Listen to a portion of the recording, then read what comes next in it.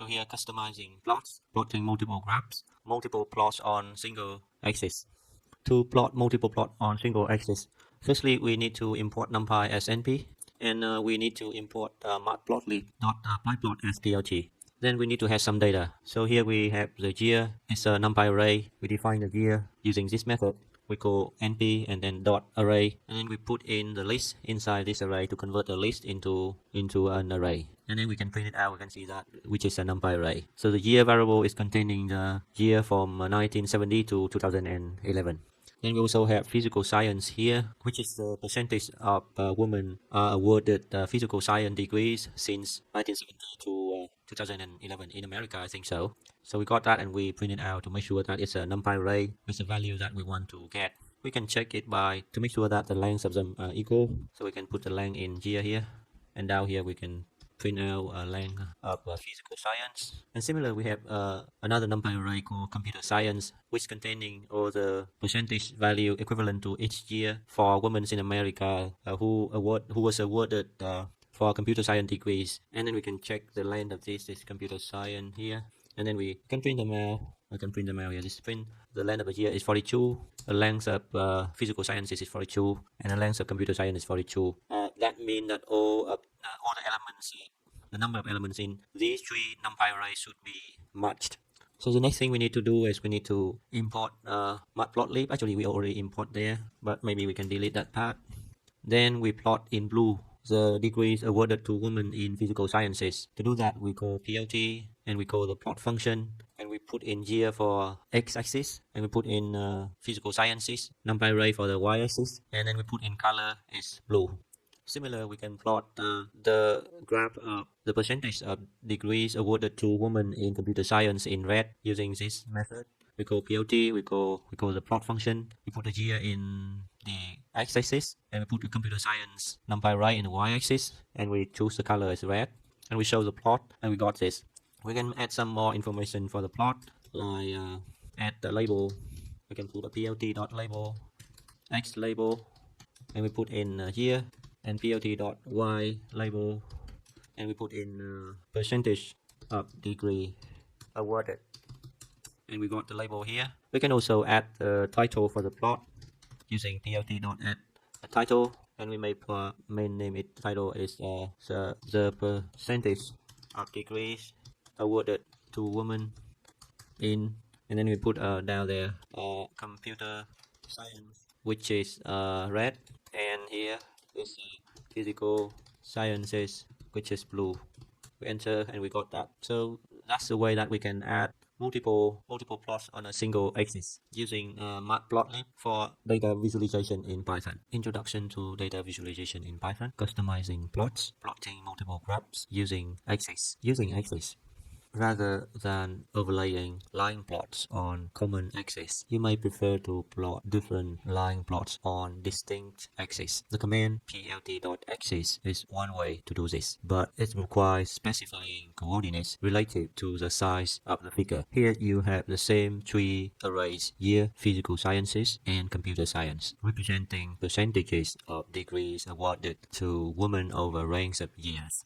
You will use plt.axis to create separate sets of axes in which you will draw each line plot. In calling plt.axis, and inside you put xll, yll, the width and the height. A set of axes is created and made active with lower corner at the coordinates xll, yll of the specific width and height. Note that these coordinates can be passed to plt.axis in the form of a list or tuple. The coordinates and length are values between 0 and 1, representing length related to the dimensions of the figure. After issuing a plt.axis command, plot generate are put in that set of axes. So we already have the variable we need from the previous part of the section, which is year, physical science, and computer science. So we can call it back to year, physical science, and computer science. It looks all like that. We can even the type of it, like the year, and then the type of year, physical sciences, and the type of physical sciences, and computer sciences, and the type of computer sciences here. We even enter this here. Let's see how it's working. Now it's not working for enter. It should be like that. So that's the way that we can check. We can check what we got in each variable. So it's already set for us. On the left here is the instructions. So what we need to do is we need to create a set of plot axis with lower left corner XO, XLO, and YOO of 0.05 and 0.05, and the width of 0.425, and the height is 0.849 in units relative to the figure dimension. So note that remember to pass these coordinates to plot.axis in the form of a list like this. So here we create a plot axis for the first line plot. So we can do it here, we can put this in here, and inside here it should be a list, so we can put inside like that, put that inside, and we try it, because x low is not defined and y low is not defined. We can define it as and the width is not defined, and the height is not defined as well. We can define them all here, 0.05, 0.05, and 0.25, and 0.9. So we have it here. So that is the axis. Hopefully it is correct. And here we can put it inside a list like that. The next thing we need to do is to plot the percentage of degrees awarded to women in physical sciences in blue in the active axis just created. So here's a code. We can put this in here. For testing, maybe we just put it down below here. Maybe we just put another cell just for the purpose of testing first. So axis should be here, and the y-axis should be physical science, and it looks like this. And if we define it again all in one place, it's gonna look like that. So here it should be here, and here should be physical science, and the color is blue. The next step is create a set of plot axis with lower corner XLO and YLO of 0.525 and 0.05, the width of 0.25, and the height is 0.9 in the units relative to the figure dimension. So we can copy this here, and we can put in that value, put in that value, put in that value, and we can put in that value. In here we want to do a little bit different. Here we're going to make it a little bit different here, just a little bit different. Instead of doing that, we're going to use this, and we're going to define the list directly outside, and then we pass the list inside here. It's going to look like that. And then the same way, the next step is plot the percentage of degrees awarded to women in computer science in red in the active axis just created. So here we copy this, we put it down there. Now, so we just copy this, we don't need to copy, we just do plt.plot, and the x-axis is here, the y-axis is computer science, and the color is blue. No, it's in red. And then we show the plot, and similar here we can copy that and put in here. So we run here for testing first. So we see that we have two set of plot. The first one with the width is like this and the height is like that. For the second one, the width is like this and the height is like that. And this is the location of the starting point of the graph with the units is relative to the graph units. So we got this is 0.0, this is location, and for this one is the same location for y, but the axis up to that location. So I think this is a pretty easy way to understand that. For example, if we want to have the space in between two graphs a little bit bigger, we can put this as like 4, and we can run that. You can got that a little bit bigger, or we can have the width of that is just a bit smaller, and the width of that is a little bit smaller. So that's the way that we can modify the graph. And then here we run the code on the left here. It looks pretty good, and we submit the answer. So we can see that not only the data is separated, but also in each axis the data is plotted a little bit different as well in terms of the scale and the range of value plotted in here. So that is for using axis to customize plots using Matplotlib in Python. Introduction to data visualization in Python. Customizing plots. Plotting multiple graphs using Suplots 1. Using Subplot 1, the command plt axis requires a lot of effort to use well, because the coordinates of the axis need to be set linearly. A better alternative is to use plt.subplot to determine the layout automatically. In this exercise, you will continue working with the same arrays from the previous exercise, year, physical sciences, computer science, rather than using plt.axis to explicitly lay out the axis. You will use plt.subplot m and k to make the subplot grid of dimensions m by n, and to make the kth plot active. Subplots are numbers starting from one row wise from the top left corner of the subplot grid. Instructions: use plt.subplot to create a figure of 1x2 subplot layout and make first subplot active. plt.subplot, and then inside that we put in m and k. The m and k is I think the m is a row, so here we need to do 1x2 and the position is 1. The next is plot the percentage of degrees awarded to women in physical sciences in blue in the active subplot. So here we plt.plot year physical sciences, color in blue, and we put in the title is physical sciences. And next we make the right subplot active in the current 1/2 subplot read. I think the same, we just put like that, but it's good put in the same thing here. So we just use plt.subplot again to make the second subplot active in the current 1/2 subplot read. Then the next is we plot the percentage of degrees awarded to women in computer science in red in the active subplot. So the same. And then finally we show the subplot. Finally we can use plt tie layout to improve the spacing between subplots. That's interesting. plt dot tie layout. Then we can run the code. So we can see that it's working. The first one in blue is on the left and the second one in red is on the right. And we also have the tie layout to improve the spacing between subplots.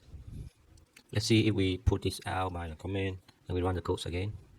To be honest, I didn't see the difference, but maybe it will help for the more complicated subplot. So that we can submit our answer, run the code again. I think they don't like this. So basically I'm just copy to this first. I'm gonna change this to here to put it inside. Because this one is an automated grading system, so it's not smart enough to understand everything. So it should be better now. So now we learn this in this section that we can use subplots as a better alternative to plt.axis. Before continue, I want to start mine. So here in Jupyter Notebook, this section is, I'm go to the top there. So this section is using axis. This is 1.3 section, which is using subplot part 1, and we got using subplot part 2 down here. We also have not what we expected to. We should put like that. And down there is using support part 2, and down there we can have yeah. So that's it for that part. Down there we can have customizing axis, and down there we can have legend, annotation, and styles. Inside customizing axis, we have using UsingXlim Ylim. We have using axis. We have okay. Inside legend annotation and style, we have using legend. We have using annotate. Okay, so we control enter. So let's come back to using subplot. Can copy it 1.3. So here we go using support 1. So in here we can see that we have we still have that data. So we have 3 array, which is the year from 1970 to 2011. We have physical science number in each year. We have computer science percentage in each year for women. So what we're going to do in this section is we're going to try to use subplot instead of using axis. It's a probably better way to plot multiple lines or multiple part of graphs inside one graph. So the first step is we're going to create a figure of 1/2 subplot, and we make the left support active. So to do this, we're going to use this method subplot, and inside subplot we can put in the number of row which is m, number of columns which is n, and k is the position of the plot that is active for this part of the code, because we want to test it. So we always put the plt show at the end of the plot to see how it works. So we plot it, and we see that now we create one subplot, which is on the left here, and we can do the same. We can make the second subplot on the right together with that. So now we have 2 subplots using the same method, but a little bit different, that instead of using the k is 1, now we use using the k is 2. So now we can start adding data into the plots. So here for the left part of the plot, I'm going to put in physical science data. So I'm going to plot the x-axis is year, the y-axis is physical science, in the color is blue, and we put in the title for this is physical science, and we run it, and we see that we got this one. And we see that the left is filling in the data, and we have a graph here, but on the right it's just an empty subplot. Now we can fill it in using this part of the graph. The method is the same. We call the plot, just the name of the y-axis is different, which is plotting for computer science percentage, and the color is red. And then we put in the title for the plot as well as computer science. Then we run over again. Now we complete the whole plot, which is pretty convenient that we have 2 subplots using subplot instead of axis. So the benefit of subplot is that we can separate 2 subplots equally without needing to specify very exact number like this. So if you want to customize your plot very detailed and exact correctly, you can use PLT axis, but if you don't want that, you just want to separate it equally, and automatically you can use subplot. So that's it for using subplot part 1. Introduction to data visualization in Python. Customizing plots. Plotting multiple graphs using subplots. Now you have some familiarity with subplot. You can use it to plot more plots in larger grids of subplots of the same figure. Here you will make a 2x2 grid of subplots and plot the percentage of degrees awarded to women in physical science using physical science, and in computer science using computer science, and in health professions using health, and in education using education. So here create a figure with 2x2 subplot layout, make the top and the left support active, and plot the percentage of degrees awarded to women in physical science and in blue in the active subplot. Create a figure with 2x2 subplot layout, plt.subplot 2x2, and make the top left subplot active. That should be the first one. And then we plot in blue the percentage of degrees awarded to women in the physical sciences. So here is physical sciences. It's in blue, and plot in the title. And the next part is make the top right subplot active in the current 2x2 subplot grid. So it should be plt.subplot 2x2 by make the top right subplot active probably 2. And then we plot in red the percentage of degrees awarded to women in computer science here in red. Similar, we make the bottom left subplot active in the current subplot 2x2, so that one should be there and should be 3. And then we plot the green. We plot in green the percentage of degrees awarded to women in health professions, which is health, should be health, I don't know, should be this one, health, yep. And the title is health professions. Similar, we should have the same plt.subplot 2x2 and the fourth active. Then we put in education. And finally we run the code.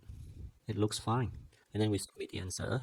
So that means that you can use this approach to create subplots in any layout of your choice. So before continue, here in Jupyter Notebook, I'm going to using subplot 2 and change this to using subplot 2. So in this part, we need 2 more variables. So we need to define 2 more variables in order to complete this part of the tutorial. We already have 3 variables, which is 3 numpy arrays, year, physical sciences, and computer science. Now we need 2 more, which is health here. And we can define the content for that using numpy array like this. So this is health percentage. And the next one is education. Education, and it can be defined using numpy array like this. Like that. We can have education. So the first step is we need to create. So in this part of the tutorial, we're gonna make a 2x2 grid of subplots and plot the percentage of degrees awarded to women in 4 different fields, which are physical sciences, computer science, health professions, and education, in its subplot of the whole plot and in different color. So the first step is we need to make a 4x4 subplot. So this part is going to create a figure of 2x2 subplot layout and make the top left subplot active. Next, we're going to make top right subplot active in the current 2x2 subplot grid. And next, we're going to make the bottom left subplot active in the current 2x2 subplot grid. And finally, we're gonna have the bottom right subplot active in the current 2x2 subplot grid, and we show it out by using plt.show. And we also want to improve the spacing between subplots when we display them. So let's see how it's work. So here we have all the 4 subplots inside the whole graph. So next step is we will fill the data in for each part of the plot step by step. For the part 1, which is top left subplot, we're going to put in physical sciences. So here we're going to put in physical sciences, and the color is in blue, and we plot it. We got that. Next, we're going to fill in the part 2, which is the top right corner, computer science, in red color, and we plot it, and we got this. The next part, we're going to put in health professions in the bottom left corner subplot, which is in green color, and we got this. And finally, we will add education percentage in the subplot 4, which is in yellow color. Maybe we want to put it in cyan color, and we got this. So we will modify a little bit. we want to make it we want to choose a variable for the plot like this instead of putting the value in directly. So instead of making it, we want to make this. So we're going to define this as it's a number, row number. We define it as column number, and we define this as active, and we just put inside here like that. We run it, and the same we want to make it for this one the same, and this one the same. So it's going to make it easy to understand that this value is number of row, this value is number of column, and this is the active plot. And we run this again. So that's it for the second part of using subplot for plotting multiple graphs inside a graph. Here in Jupyter Notebook, I'm going to go to customizing axis, going to UsingXlim and Ylim. Here should be customizing axis, and here should be using XLim Y, and here should be using axis. So continuing from the previous exercise, we already have this variable in the memory, which is year, physical sciences, and computer science.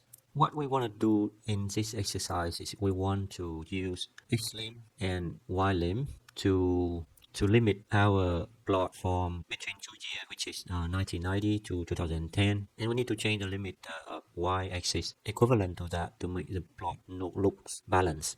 So in order to do that, the first thing we need to do is we need to plot as normal plot first. So here is the code for that. We just plot the percentage of degrees awarded to women in computer science and in physical sciences. So we do this, but in order to show it, we always have this piece of the code at the end. So what we need to do is we need to show the plot and display the plot using plt.show.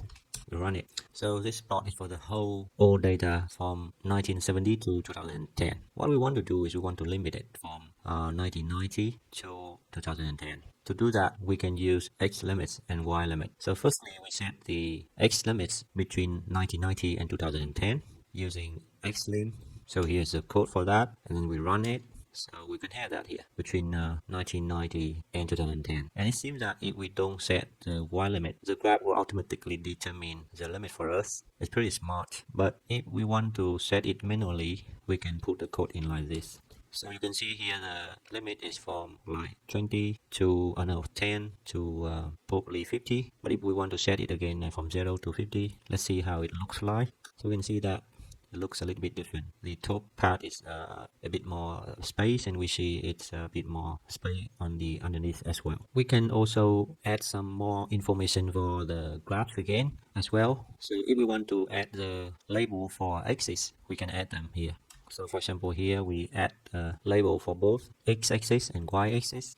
For the x-axis, we label it as for the name is year, and for the y-axis, we use y label, and we put the label for the y-axis is degrees awarded to women percentage, and we run it, and we got that here, the year, and here is the percentage of women awarded to in the group for each type of degrees.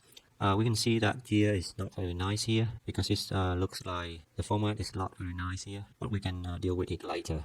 Another thing we can add to the plot is we can add title to the plot. So here we can add a title by doing this dot title, and we put in degrees awarded to women from 1990 to 2010 and then we can put it new line in computer science and in physical sciences. Plot it down, and it seems that the title is too long for the plot. So what we can do, we can put in a new line here to put it down and see how it's go. We can put our the end, and we can put like that. Maybe we can put a comma here, a colon there, so it looks like that. But we also format the plot as well, the title as well. Oh no, we cannot format the title, sorry. So we can put in the computer science here, and we can do like the computer science here is in red color, and the physical science here is in blue color. So we see that this is in physical science, this is in computer science. So we can see that the number of women in are studying and receiving degrees in computer science since 1990 to 2010 is decreasing. And interesting that from in the physical science it's increasing, and here it's a little bit decreased. So that's it for this part. The section of the tutorial is about using XLim and YLim to customize axis for plotting. To customize axis and customize plots when plotting with Matplotlib in data visualization in Python. Introduction to data visualization in Python.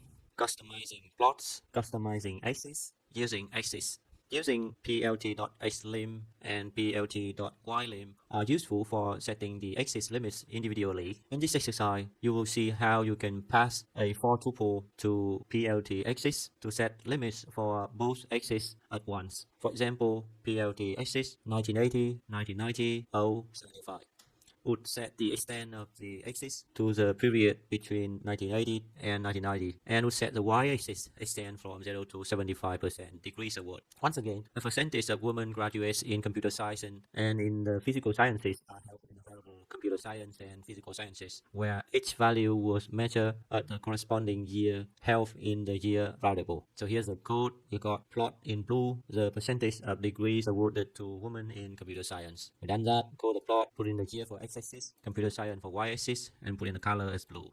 Then we plot in red the percentage of degrees awarded to women in physical sciences.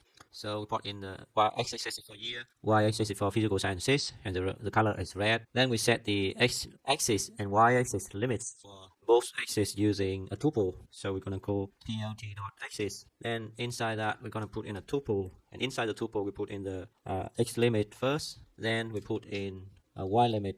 So it's just a 4 elements tuple. And now that we show the plot, and then we also can save the figure as axis limits using plt.savefigure, savefig, and we put in the name as axis limit.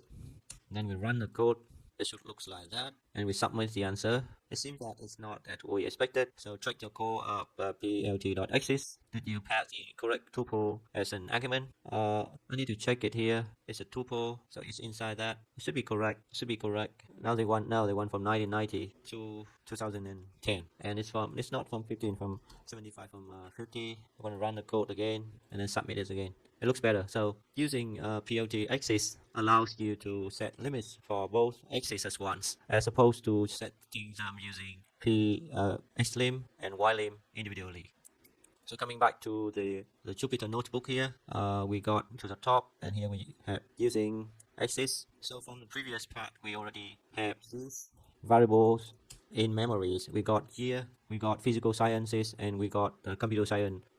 They are 3 numpy array. What we need to do in here, and also from the previous parts, is we already examined how to use xlim and ylim to limit the axis. And in this part, we're going to use axis with a tuple inside to limit the axis. So how can we do that? So in order to do that, we're going to build the plot for step by step. So the first step we need to do is we need to make the plot normally, and we need to show the plot. So here's the part that will help us to plot and display the plot.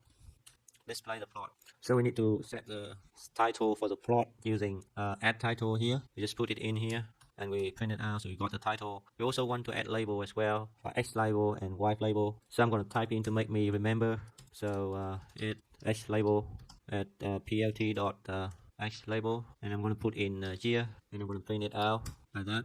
And similar at Y label, plt.y label, and I'm going to put in degree awarded percentage, and I'm gonna get that. I can change this to X label and Y label. So I got that. So now I need to limit the plot from 1990 to 2010. I already know that I can use X limit and Y limit, but now I'm gonna use plt axis. So I'm gonna do it here. After plotting X label and Y label, I'm gonna set limits for the plot. So I'm going to call plt.axis, and inside that I'm going to put in a tuple. But instead of put the tuple inside, I'm going to define the limit tuple. I'm going to define as a tuple outside here, which is from 1990 to 2010, and 0 to 550. Maybe I can even define a bit more, like x min, x max, y min, y max is equal to that. and then I'm going to put the variable inside the tuple like that. I'm going to have the same result, I think so. So let's plot it out. It's not working. So if it's not working like that, why it's not working? Because I didn't put the limit tuple inside the axis. I do it again and I plot it out again, and it works for me now. And if you compare with the previous method, it's look pretty the same. The previous method from 1990 to 2010, 0 to 50, which is here from 1990 to 2010, 0 to 50. By the way that I use is I set x limit, x min, x max, y min, y max using this, and then put in a tuple, and then put the tuple into plt.axis. So that's it for this part of the lesson about using axis in customizing axis inside customizing plots for data visualization in Python. So here in Jupyter Notebook, we're gonna use legend to add legend and label for the legend. So we are in the customizing plots, customizing axis, and now we are in legend annotation and styles. We go to using legend. So this is legend annotation and style, and down there it's using legend.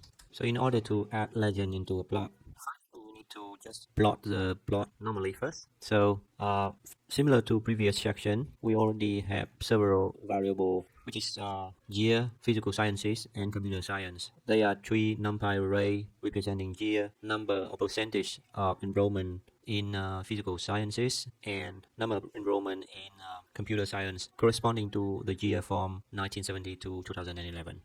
Now we do the same. We're gonna plot it using Matplotlib. So in order to plot it, the first thing we need to do is to plt.plot. We put in x-axis is the year, and physical sciences, and the color we choose here is blue, for example, and that one is plotting the physical sciences. The second thing we need to plot is the plt.plot year, computer sciences, and the color is let me put in blue. Okay, and then we plt.show just to show the plot first. What we are missing now is the x label and the y label. So we're gonna add plt.x label. Here we're gonna have its year, and the plt.y label, and we put in row enrollment or percent, and we print it out. So we got the label x and y, but we still need the title of the plot. We put in title here is undergraduate enrollment of women, and then we enter. So we got the mode here. Here's the basic thing, but the main part of this section is adding annotation. So in order to add annotation to the plot, we use legend. Sorry, in order to add legend to the plot, we're gonna use legend. So here we add in legend, but nothing happened. The reason why nothing happened because we need to put in the location of the legend. Here we're gonna put it in lower center, but it's not working as well because there is no information for that legend to be plotted. So coming back here, we need to add one more parameter in this plot function, which is the label, and we call it here is physical sciences, and similar here we put in label is computer science, and then we plot it. So you can see that the color is pretty much the same, and we need to change it one blue and one red. Change this again. So now we got that now. So we got it here and here and here, and so the summary. So in summary, we got the plot, and we put in label, and we put in the color here, and then down here we call legend, and we call the location of the legend. And the legend function is gonna use the label parameter, which is set from the plot function. Then we got a result look like this. So that's it for data visualization in Python, customizing plots using legends, annotations, and styles. And here is using legend for the plots. Here we are in Jupyter Notebook. We are in customizing plots, legend, annotation, and styles using Annotate. Need to change a little bit here. And then we click on Annotate here, which is this one. Should be using Annotate. Okay. So we know from before section that we already have three number arrays, which is year, physical sciences, and computer science. Years is from 1970 to 2011. Physical science is the percentage of women enrolled in physical science from 1970 to 2011. And similarly, computer science is the percentage of enrollment of women from 1970 to 2011. So in this part, we're gonna use Annotate to annotate our plot. So similar, we want to plot another plot looks like this, but instead of just using legends, title, X label, and Y label, we're going to add annotation using Annotate. So to save time, I'm going to copy this scripts there, and I'm going to paste in here. I'm going to run this again. We got that. So what we want to do is we want to annotate this point. So this point is the maximum point that the percentage of women, enrollment percentage for women from 1970 to 2011 in computer science. So we're going to mark the point because it's going up and going down. To annotate that point, we need to calculate that, because this is the data component for this graph is containing in this NumPy array computer science. So what we need to do is before the graph here, we need to calculate the max, which is computer science max point, and we had different way to calculate that, but because this is a NumPy array, so we can call a mark function, a mark method, mark function. Then we got that. So it is 37.1. So if we look at the graph here, we see that that's correct, because it's 37.1 here. So that's the maximum point. And now we need to determine the location of the year in the graph that represent that's corresponding to the maximum point. So to do that, we need to determine the index of this maximum point. So in order to determine the index of that point, we can use this max index. Our six should be CS max index ID, which is computer science. Then we're gonna find the argument max, and then we return that one. We print it out. So the max index for that one should be 13, and then we check it. And when we check it by putting inside the computer science here, we just put it inside here. Oh, sorry, we should use square brackets instead of normal parentheses. So it is exactly what we want to. So we know the value of the maximum, we know the index, and we check it, and we got it here. So now we can use this computer science max index value to determine the year that it has the maximum percentage enrollment from 1970 to 2011. So to do that, we can call the year, and we just put in the CS max index, and which is 1983. So it is about this year, 1983. It has the maximum percentage of women enrolled in computer science. This is very interesting information.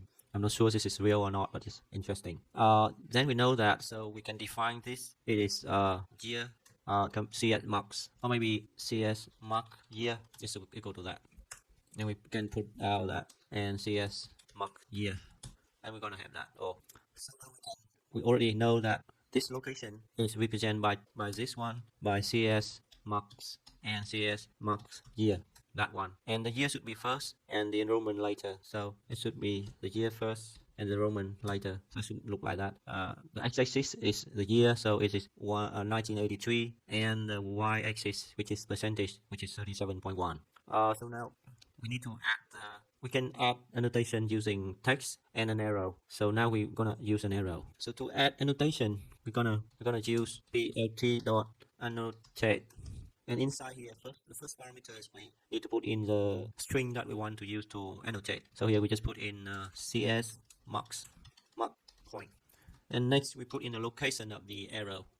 The location of the arrow is defined by this. We just put in the keyword is XY, and then put in the location of the arrow inside a tuple, because we know that CS marks here and CS marks is the location of the maximum point, so we just put it inside. Then we put the location where we want the text to be printed out in the graph using this keyword XY text, and we put this in. So because the head of the arrow is here, so we want to put the text annotation is around here, so it should be like 5 plus 5, and then maybe up about 2 or 3 units. So I'm just gonna copy this value, and I'm gonna put it the year just about maybe 4, and the percentage just want to make it up a little bit, so maybe 2. And finally, I need to put in arrow props, and then I put in a dictionary. Inside the dictionary, I need to put in the face color is just black, or just K for black to make it short, and I run it here. So you see that we got an arrow to annotate the location of computer science max point, and we can even add more information in to put it like a bit more here. Maybe we can put in the format here, probably. I'm not sure it's working or not, but we can put in this is working. I'm not really sure. Let's just try it. Yeah, so we know that, and we put in something there. Put it now, so we know the year, and that is the percentage. So we put the percentage on the back there, and the year we put a space here, Okay, so we got that. The maximum point is in 1983, which is 37.1%. So that's it for using annotate to add annotation to a graph. This is in introduction to data visualization in Python, customizing plots, legend, annotation and styles, and using annotate. So we are in Jupyter Notebook here, and we are in legend, annotation and styles, and we should change this one to styles. And then we go to there, and it is 3.3, and it should be style here. Okay, so we know that Matplotlib comes with a number of different style sheets for plotting to set up for the general look for our plots. And to activate a style, we can use this method. We call plt.style.use, and we put in the style name inside here. For example, ggplot. So to do that, we already set up the style sheet to be ggplot. But if you want to know different style sheets in Matplotlib, we can use this print style sheets available in Matplotlib.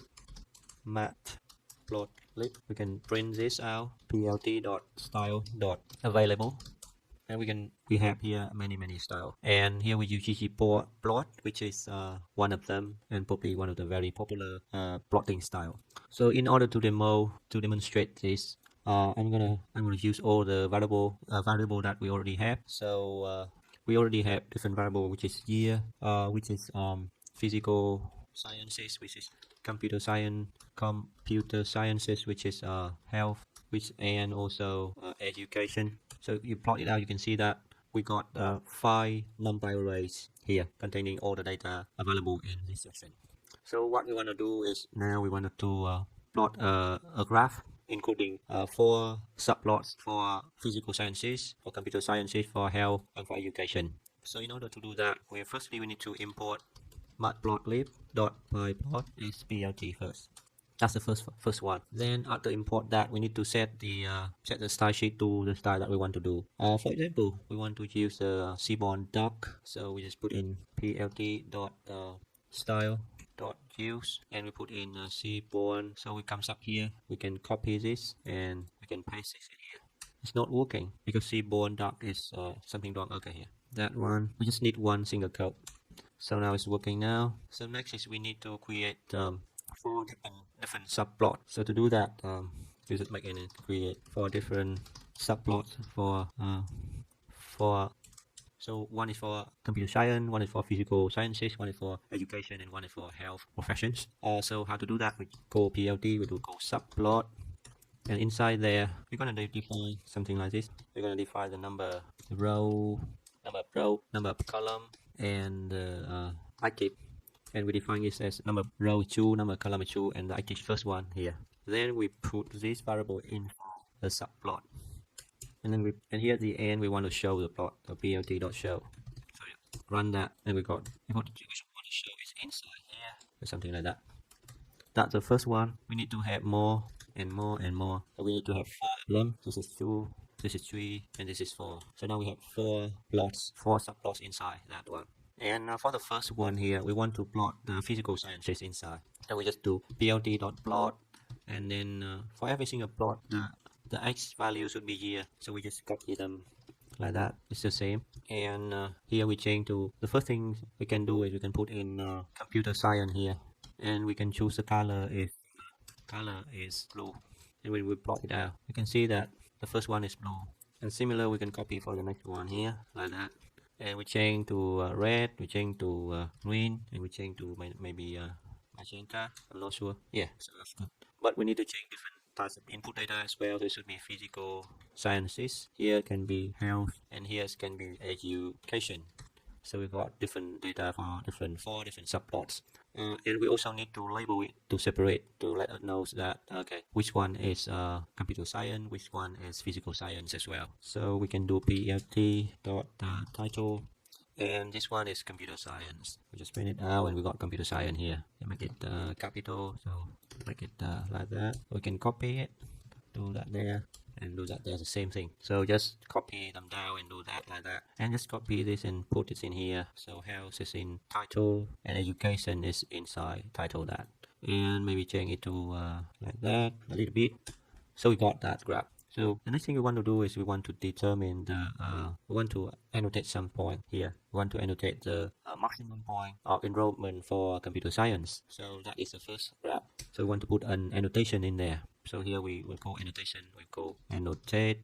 And inside there we want to put in computer science marks. And we got XY is the location of the arrow, XY text is location of the text, and we also got arrows props, which is representing the location, and which is allow us to add an arrow inside the plot for annotation. So we want to put in a dictionary here, and the face color can be okay, that means black or similar is black. I put in black for easy to recognize. Then we want the location. So remember, it's the same as previous section, but I just want to do this again to review it and to remind that. So we want that location, which is the top one. So that one is computer science, and that location is just getting the max point. So I just put it in there. Directly set the location. Maybe make a CS marks there. And I want the years as well. CS mark year. How to determine it? It should be in the year, and which is computer science, and argument marks. It will help me to determine the maximum year. So to test this out, I can print both of them out in here, CS marks and CS mark Y, to make sure this is working. Something is not working, I'm comment this out. How I can comment this? Okay, so it is working, I think so. So it's worked now. I comment it back, and then I put in CS mark. CS mark is the percentage value which is equivalent to Y, and I don't put in Y here, I put in year, so it should be easy for me to not be confusing. And maybe it's two, so I just put it C at M that, and maybe GS enough. Yeah, I know what it is, so I'm gonna put it there, that one. So I can define I think I can define the external arrow location, which is a tuple of the X value, which is CS M year, and the Y value, which is CF M. And I can put that tuple inside here. Hopefully it's working. I never use it. And I'm gonna put in text location, which is another tuple, and I just get the arrow location. And I think that before doing this, I need to see the plot again. Okay, so this is the location for the maximum point. So I want to annotate that the head of the arrow is here, but annotation point is down there. So I think in terms of the year, it's like +1, or maybe just skipping that. Maybe just 2. So I'm gonna put in here is 2. But in terms of the percentage, I'm gonna put it. This is 7. So I'm gonna put it down there, maybe 20 or something like that. I just put in like 15 minus 15 there. Let's see how it works. And then I return us back. And I put in here text rotation and I run it. Ooh, it's working. That's great. That's very present. I'm pleased that that is working. And you see that we got some problem with the title, and hopefully when we use this, in order to do that, we're gonna call plt.titleLayout, and this helps us to import the title. So you can see that the title layout is really useful. Now we can see how useful the title layout is. That's really helpful. So, and now we use the style Seaborn Dark. We put it in here. We put everything inside one, and then we delete this. Then we run this again. This is Seaborn Dark. How about changing to other style, like I'm not sure, maybe change the style, and we can choose classic and run it. Wow, we can see the style is different. That classic one. So let's try different style and see what we like. Let's say so I'm gonna change a little bit. I'm gonna put this up there because we are not got that, and I'm gonna put another one style there, and I'm gonna put it up.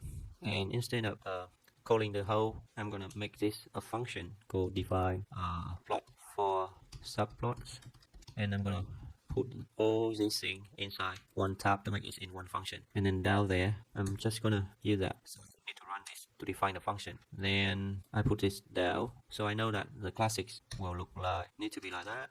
So if I choose classic, it's gonna look like this. And if I'm gonna choose dark background, it's gonna look like this. And I'm gonna choose fast, look like that. I'm gonna choose what is this? 538. Really, it's gonna look like this. And it's imported. We checked it already. Grayscale looks like this. Interesting. Seaborn bright looks like this. Seaborn color blind, maybe for people who is color blind, look like that. Seaborn dark palette, we got this one. And Seaborn dark, we got this one. we got the Seaborn dark red. What's this one? Oh, we got the Seaborn deep. Okay, and Seaborn mute. Just examining all different style sheets to see how different it is. I never tried it before, to be honest. Notebook. Notebook is pretty nice. We got paper, Seaborn paper, not bad. We got pastel and Seaborn poster. I think it's pretty nice. Poster is pretty nice. Make the plots look pretty nice. And we can also choose Seaborn talk. It's also nice. Seaborn ticks. Wow. And here we got Seaborn white. It looks like that, Seaborn white and Seaborn white grid. Okay, that white grid or just Seaborn. Oh, sorry, Seaborn. That is Seaborn or Solarite Light 2. How it looks like. Wow. Tableau color 510. Got from Tableau. Okay, and classic test. So which one would you like? We got back to ggplot. I'm not sure it's the best one. Probably I like Seaborn notebook. Let's see how it's work. Yeah, maybe not the best. Poster. I'm not sure, but we had many ways to do that. Or even the first one, didn't try it. It looks like that. Okay, but the default one and the one that we choose for this plot today is ggplot. So that is style sheets and how we can use it for plotting in data visualization in Python, customizing plots using legends, annotation, and styles. So we are in Introduction to Data Visualization in Python, Part 2, Plotting 2D Arrays. First, working with 2D arrays and generating meshes. So here is working with 2D arrays. And now here is generating meshes.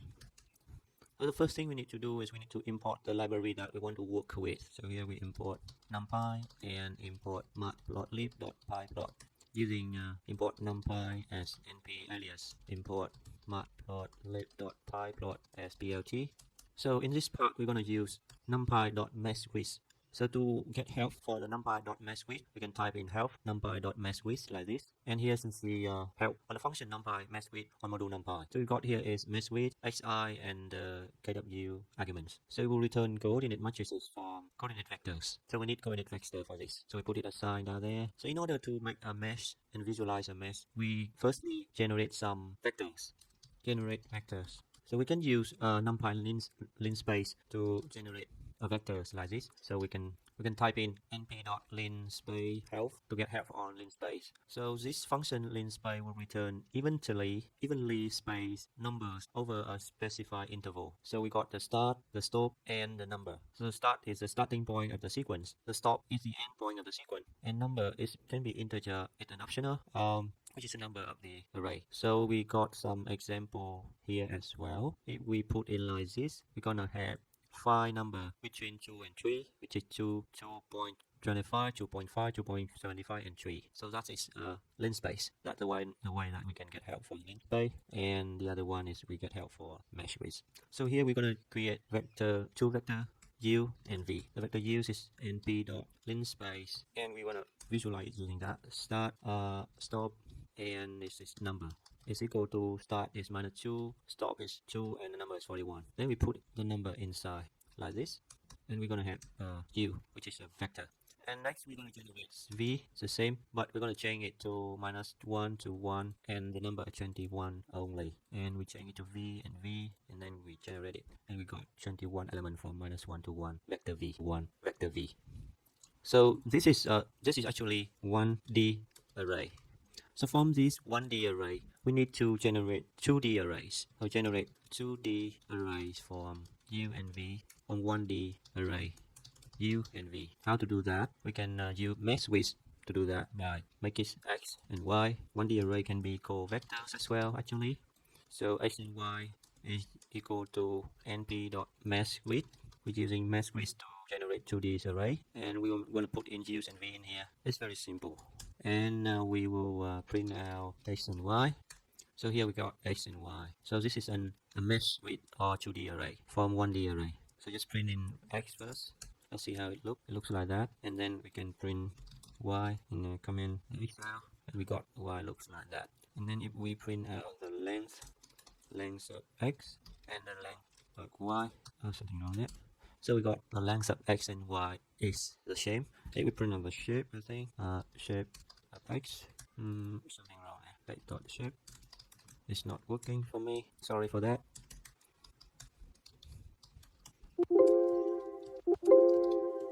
So we got two new 2D arrays x and y, and the lengths, and they are generated from u and v. Even u and v is not the same length, but when we generate x and y, it's gonna have the same length. And here's its x, and here's its y.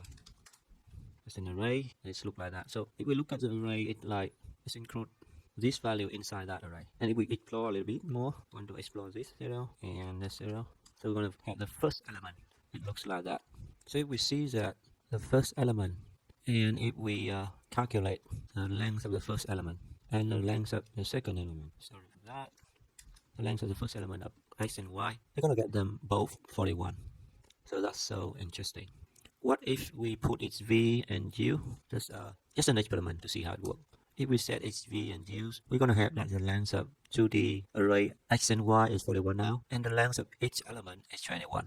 So basically, it's going to take the u, the second input 1D array, as the length of the 2D array x and y, but the element inside each element in x and y is 21, which is equivalent to v vector there. So we just undo it to be u and v, and we got this. So that we can see that how a 2D array looks like after the experiment that we had just done. So what we're gonna do next is after we got the x and y, we need to compute a value for z, because x and y is just providing a mesh width, basically just location. But now we need to compute another z value, which is representing for the z direction. So we're gonna compute z based on x and y. So z here is equal to numpy. We can choose just a random function, maybe cos of 4 multiplied by numpy dot sqrt, which is inside here. It's x square and y square. So basically, which is cosine of 4 times of the square root of the sum of power by 2 of x and y. And then we put that out, and we're gonna have z look like this. And we see that z is like that, like, and we got the length of the z and the length of z, the first element in z. It is like that. It's pretty much the same as x and y because it's equivalent to x and y, but in the z direction. So the next step, what we can do, we can display the resulting image with p color. Display the resulting image with representing for z with p color function. So we just call plt.pcolor and put in the z, and then we show the plot, and we got it here. It looks pretty interesting.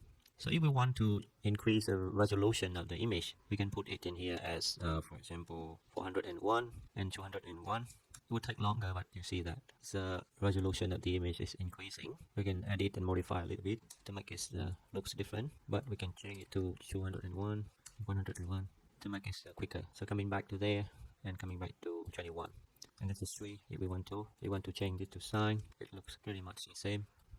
And after we got the plot, we can even save the plot into an image file for us. So here we can save the figure to file using save figure. So here we just go plt.save figure, and what we want to save, we want to put in the name as maybe GenerateMeshes, generating meshes using mesh grid, and we run it. And if we go to the folder, you're going to see that we have a PNG file here. It's automatically put a PNG file out for us. So if we want to view this, it's not working. We open the Window Explorer, and we can see here in Window Explorer we're gonna have the image. Something wrong there. We need to delete it, and we need to run this again. PNG.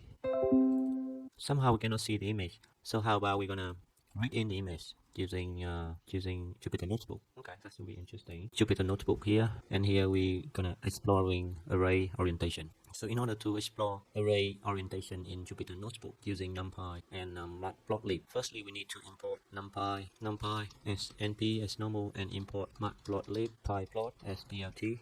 And the next thing we need to do is we need to generate an array. So we got an array like this. A is numpy.array, and inside here we put in like this. We put in a list of the list. So inside here we put in 2, 3, 1, 2, 1. Here's a 0, 0, 1. Here is minus 1, 1, and 1. And then we're gonna have, and we can have here the A and O shape. So the shape of A is 3 by 3, and the first row, here's the first row, here's the second row, and here's the third row. And then the next thing we need to do is we need to plot it using a p color to see how it's organized in the real shape when we print it out as a color coded image. So we put in plt.pcolor, a is blue here, and also plt.color bar, so that it just, and then plt.show. So we plot that, we're going to have this one. And if we want to go ahead, but we don't know which color is represent which value, so I'm guessing here is minus, maybe it's 2, but we don't know. So we need some kind of legends there, so we can plot the legend using plt.color bar. So now we got the legend on the right here, so we know, okay, this is a 2, this is -1. So that means this is the first row, and the first row is plotted in here. This is second row, and the second row is in the middle. It's easy. This is the last row, and the last row is plotted on top. That's interesting. So that is for the first. We're gonna make it here. That is for the first numpy array. The second numpy array we can test to see the orientation of it. So instead of using this numpy array, we're gonna have a pretty similar numpy array, but a little bit adjustment like this. And here's 2, 0, 1, and here is 1, 1, 1. And let's see how it works. Okay, so we change a little bit. We see that now this is 1 here and -1 here. So pretty similar, but we got another distribution. So how about we want to put in like stepping from 1 to 2, 3, 4, 5, 6, 7, 8, 9, and then we plot it out. And we see that it's gonna be here. We got 1 here, 2 here, 3 here, and go up to here is 4. How about we want to around? So let's try another one. Now we want an around. So if we want an around, here should be 4. And then top here is 5, and then on the left is 6, and then 7, and then down here is 8, and then on the left here and 9 is in the middle. Let's see how it's works. Maybe in the middle we put in 15 and print it out. Wow! So we see that from the left to the right and around. How about we increase the size of this to make it a little bigger? One more value. So we increase by double bit, 1, 2, 4. Just plotting it first. So 1 to plot it. Maybe 5 is better. We want a shell in the center. 1, 2, 3, 4, 5, 6. Maybe too much. We need 5 and 5. Even the shape is just you see that the shape is just 3 and 5. But when we plot it out, it still look like 5 by 5. Interesting. Do it again. Okay, it looks better now. So I'm gonna do a it's like a spiral shape starting from here and go round until to the end. So I'm gonna start with 1 and then 4 and 4 and then go for 8 and then 16 and then 30, just double it, 32, and then top here is I think 64. Okay, let's try it. Cool. And then I'm gonna go to the top here is 128. So I'm gonna need a computation top there. So for I in range up maybe 100, and I'm gonna print out I multiply by 2. Let's see. Okay, so I'm gonna get what I want here. Pretty interesting. Yeah, so I'm gonna put in, now we got 64. No, so for I is in there, and you just want to A is equal to I, and you print out the double of it. You just want to double it every time you go. I is so for the first one you're gonna get I is 0. Then the next one is gonna be 2. I think it's gonna be 2 and 4 and 8 and 16. So I just run that and I got that. Okay, so we're similar. I'm gonna go. It should be 1. So what I want to do next is that you print out just the value. You got that. But you print out A multiplied by that. Not the one that you want. I just want to double it. I want to double the previous one. So just print that. No. A is 2 multiply. I'm gonna got something outside the loop. A is 0. And then for A increase 1. So I'm gonna print A is I don't know why I'm doing this. So that's so funny. Okay, so just print it out. I think double true. I'm not really good at math, to be honest. So we're gonna have 2, 4, 6. That's what you want, isn't it? Double it. You got it. That's very simple. You just want to double it. No, double the previous one. So I'm gonna print the I-1 like that. I think basically you just want to double and double it. It's actually 2 square. Oh, I is double. But double things. So that's so interesting. Actually, you got it now. You already got it now. And if the rank is like that, you got it. Exactly what you want. That's funny, but let's work now. So 32, gonna have 64. Oh no, so what I want to do is that here is 16 and 32 here. 32 should be here, and then up here is 64, and then up one more is 128, and up one more which is 302, and then on the left of it is 1024, and on the left of it is this value, and on the left of it is this value, and on the left of this is this value, and when you're going down, you got this value. You're going down, you got this value. And going down, you got this value. And you're go onto the side, you got this value. Let's try it to see. Okay, it's increasing now. And then continue, you got this value. Continue, you got this value. And then continue, you got this value. And up, interesting, you got this value. And interesting, you got this value. Interesting, you got this value. And coming down here, try it to print out first. Okay. I think this method is probably not very good. Multiply by 2 is better because it increase gradually. So I mean 0, 2, 4. So this is just 0, 2, 4, 6, 8. You would go to and then up here you got 16. You got 8. Then you got 10. And you got 10, 12. Even it's pretty tedious, but I think it's a good fun lesson of how the array is printed out in the with the array orientation. So I'm gonna do this again. 8 here. I'm gonna go 10 here. So that's the array definition. And then the top it's 12, and then 14, and then 16, and then I got 18 on the left here, 20, 22, 24, and then going down 26, going down 28, and 30, and coming back up it is 32, it is 34, and 36, and coming up that is 38, then 40, and then go to the left 42, and 44, and going down 46, and go to the left 48, and then this is a center, so we got 100, maybe 50 is enough, and then we print it, and we got a spiral shape based on the array that we generate. So that is a tedious exercise, but hopefully that will help us to understand more about the orientation of an array when we print out pcolor function in Matplotlib. So it's finished. Introduction to data visualization Python, plotting 2D arrays, working with 2D arrays, array orientation. Jupyter Notebook in plotting 2D arrays, in visualizing bivariate functions, in contour and field contour plots. So which is the tool is visualizing bivariate functions, and the first one here is contours and field contours plots. So we need to demo some contour plots here. Firstly, we need to have some data to plot the contour. So we already have from the previous sections the X array. So this is an X array, and we also have Y arrays as well here. Got the Y array and Z array as well. This is constructed from X and Y. If you want to know where it is, we can go back to this generating meshes, and from the generating meshes here we generate X and Y array, and we generate Z array using this function based on X and Y, which is a 2D array. Now we're coming back to contour and field contour map here. So we know that we already have the data which is loaded in the memory in the name of 3 variables X and Y and Z. Now the first thing we need to do is we're going to plot different contours in a subplot. So the first thing we need to do, we want to generate 4 subplot. So in order to do that, you just put in subplot, and it's going to row, it's going to column, it's going to active, and here you're going to assign number of row is 2, number of column is 2, and the first active is here for the top left subplot of the graph. You got that. And you got another, then you got another one, and then finally you're gonna show it, not show. It needs to be changed a little bit. 2 here, 3 here, and 4 here. So now we have a graph with 4 subplots. Next step is we need to add data inside the subplot. For the first subplot, we're gonna put in contour X, Y, Z like that, and we got the first contour. Similar in the second subplot, we're gonna put in that, but with 20 contours.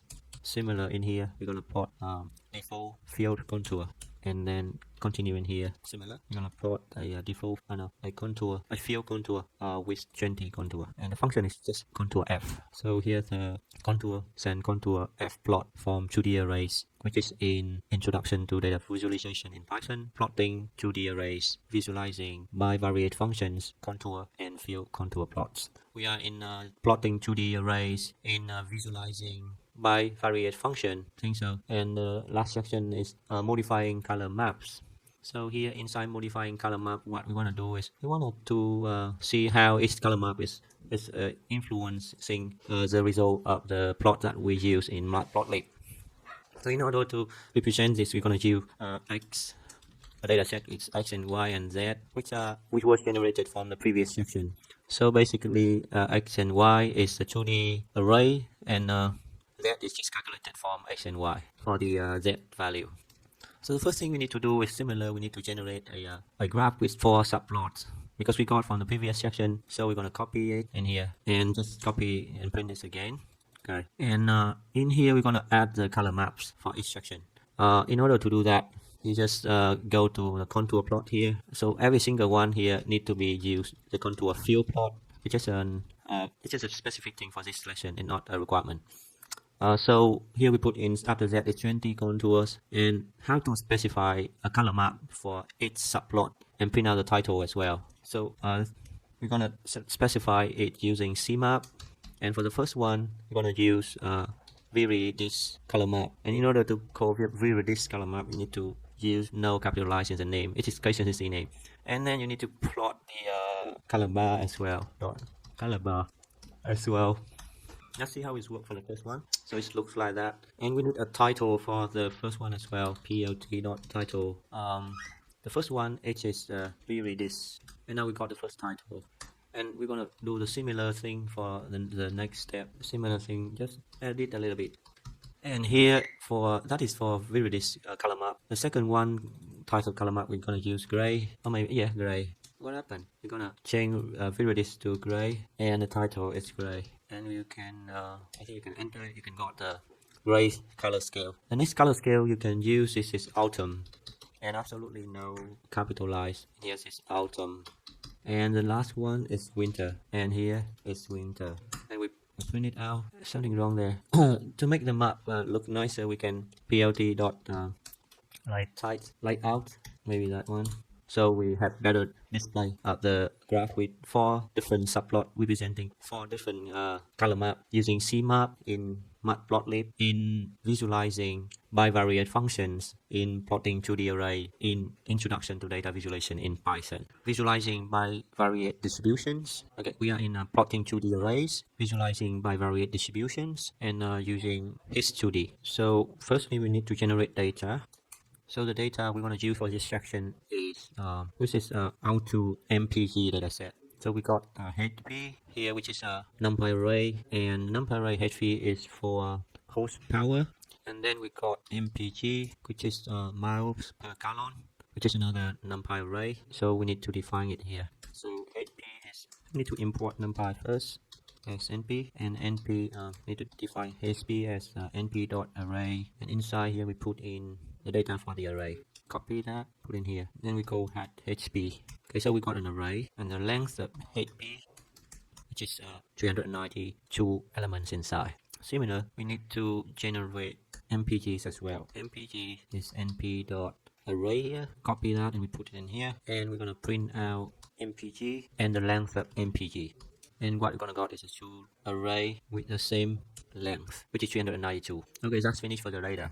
The next thing we need to do is we need to generate a 2D histogram. Generate a 2D histogram using now plt.his2d. So a histogram can generate by using this function his2d, and firstly you put in the data for the x-axis and the data for the y-axis and the bin size. So the bin size can define by this keyword bins in 20, 20. Then the next thing we need to, and then we show the plot, show the plot here, plt.show. Sorry, the MPG is not, so MPG. So this is a plot, but what we want to do is we want to plot the color bar as well. So we plot the color bar, plt.colorbar. So we got the color bar on the right here. We can also limit the range of data that we want to display for using range. So for example, here we put in range here, and we put in, the range is defined by a tuple like this, and the tuple can be which is defined by xmin, then xmax, and here we got ymin and ymax. And then before here we can define xmin, xmax, ymin, ymax using so we want to limit the xmin is from 40, is about like here to 335, and ymin we want to limit it from 8 to just 48. Run this again, it will look like that. But what if we want to limit it smaller, like just from 100 to 200? So just put in here 100, and here we put in 200.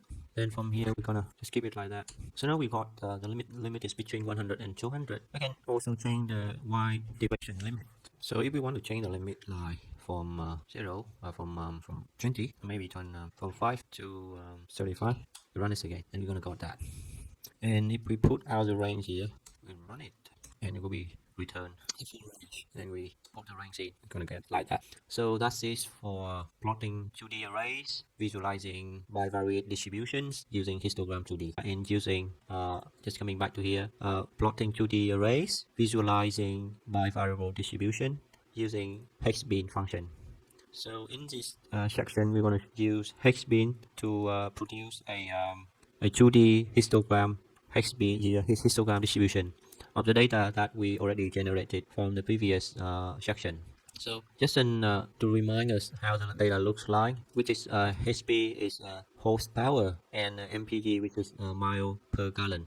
So this is how to related data relating to horsepower in x direction and miles per gallon in the y direction. So that's the data we want to use. So in order to visualize creating a hexagon histogram, firstly we need to we can use this. We can use plt.hexbin to generate a hexagon program. So the first step is generate a 2D histogram with hexagonal bins. And to achieve that, we just call plt hexbin. And inside hexbin, what we want to put in is the data for the x direction, which is horsepower, then data for the y direction, which is mpg. Then we're going to put in the bin size or the grid size, which is grid size, and the grid size we want to put in is 15 and 12. And then we can do that, and then we can plot plt.show just to show the plot. And then we can, so that is a basic 2D histogram with hexagonal bins. We can plot as usual. We can plot a PLT. We can plot a color bar to show more information on the right here to know which one is equivalent to 16, which one is equivalent to 6. And we can also set the limit of the computation, histogram computation based on the limit. And the limit is set by a parameter called extent. And the extent is defined by xmin, xmax, and ymin and ymax. And this one can be defined outside of the function before it here. So we can define it from 40 to 235 in x direction, and then 8 to 48 in y direction. I can run this again and it looks like that. But however, we want it to be from 50 to 150, 40 to 150, for example. And we run it and we have this visualization of the histogram distribution. So that's it for the use of hexbin function in visualizing bivariate distributions when we plot 2D arrays data in data visualization using Python. To work with an image here in Jupyter Notebook, I'm going to loading and examining images. In this section, we're gonna use Matplotlib to load an image, examine the properties of an image, and display it and show the image. So to work with this section, the first thing I need to have an image to work with. So I'm gonna go to Google here. I'm gonna search for this image, astronaut EVA, and you can find this image in Wikipedia website, and you can download it using different size. The original size is very big size here, which is 3000 pixels and very large, 7 megabyte. But the image we need to work with probably just 480 pixels is enough. So we download this image into this location, and then I'm gonna import OS, and then I'm gonna get the current directory, and make sure that you download in the directory that you are working with, which is the same directory of this IPython notebook or Jupyter notebook. Then you can use os.list directory to list all the files inside this directory, and you're gonna see that you want to make sure that you have an image inside this directory with the name is like this. So the next thing we need to do is we need to import matplotlib.pyplot as PLT because we want to work with it. Then we can load the image into a numpy array, which is a 3D numpy array, using imread function and put in the image inside the brackets. So after reading that, we can test the image and we can see that this is the image represented as a numpy array. After that, we can print out the shape of the image using img.shape. And then we print out and we see that the image is 480, 483. That means the size is 480 in 2 dimensions, and the number of bands are red, green, and blue. So we got the shape, and now we can display the image using imshow. So the way to display the image is very important, very easy. You just put in the image name, a numpy array inside imshow, and then plot it out, and we're gonna get this. But however, sometimes we want to turn off the axis so it looks like an image. We can call plt.axis, and we're gonna get this an image look like an image display, normal image display like this. But sometimes we want to display image it's like a map, so we want the x-axis and y-axis to see the size of the image and the location of each item in the image in comparison with the origin of the image. So that's it for using Matplotlib to load an image, examine basic properties of the image. Just one property here is the size, a shape, and display the image using Matplotlib PyPlot IamShow, which is relating to working with images in plotting 2D array from data visualization in Python. Plotting 2D arrays, working with images, pseudo-color plot from image data. So in order to work with this part, in order to demonstrate how to pseudo-color plot from image data, we need to have image to work with. So because we already have an image in the current working folder, so we need to check that what is current working folder. So we call us, we get current working folder. We got that this current working folder, and then we can os.list directory to list all the file inside. And we know that this image is the image that we want to work with. So what we're going to do is we're going to read the image in. So I'm going to read the image in using IamRead. So image is plt. So firstly we need to import matplotlib.pyplot as plt. I can put it as one cell to make it separate from other types of code. Then the first step I need to do is import or load image into a NumPy array. So image now is plt.imread, and then put in the image. Image is 48 like that. Running it. After I got the image, I can print the shape of the image. So that is the shape of the image. So we got the image is a 3D array, NumPy array. So the next thing we need to do is we need to compute the sum of the red, green, and blue channels, and we call it intensity. And intensity is called by image.sum, and then we put in the axis is 2. Then now we got intensity, we can print out the shape of intensity. So we just print out intensity.shape. Okay, so you see that the image shape is 3D array, but intensity is just 2D array. So now we can display the image. To display, we just call IamShow and then put in the image, which is intensity. And at the last that we need to put in plt.show. So we got the image. We need to put a color bar image on the right. So plt.color bar. So we got that the intensity level of the image. But we also can do is we can plot the image or show the image in terms of a gray scale.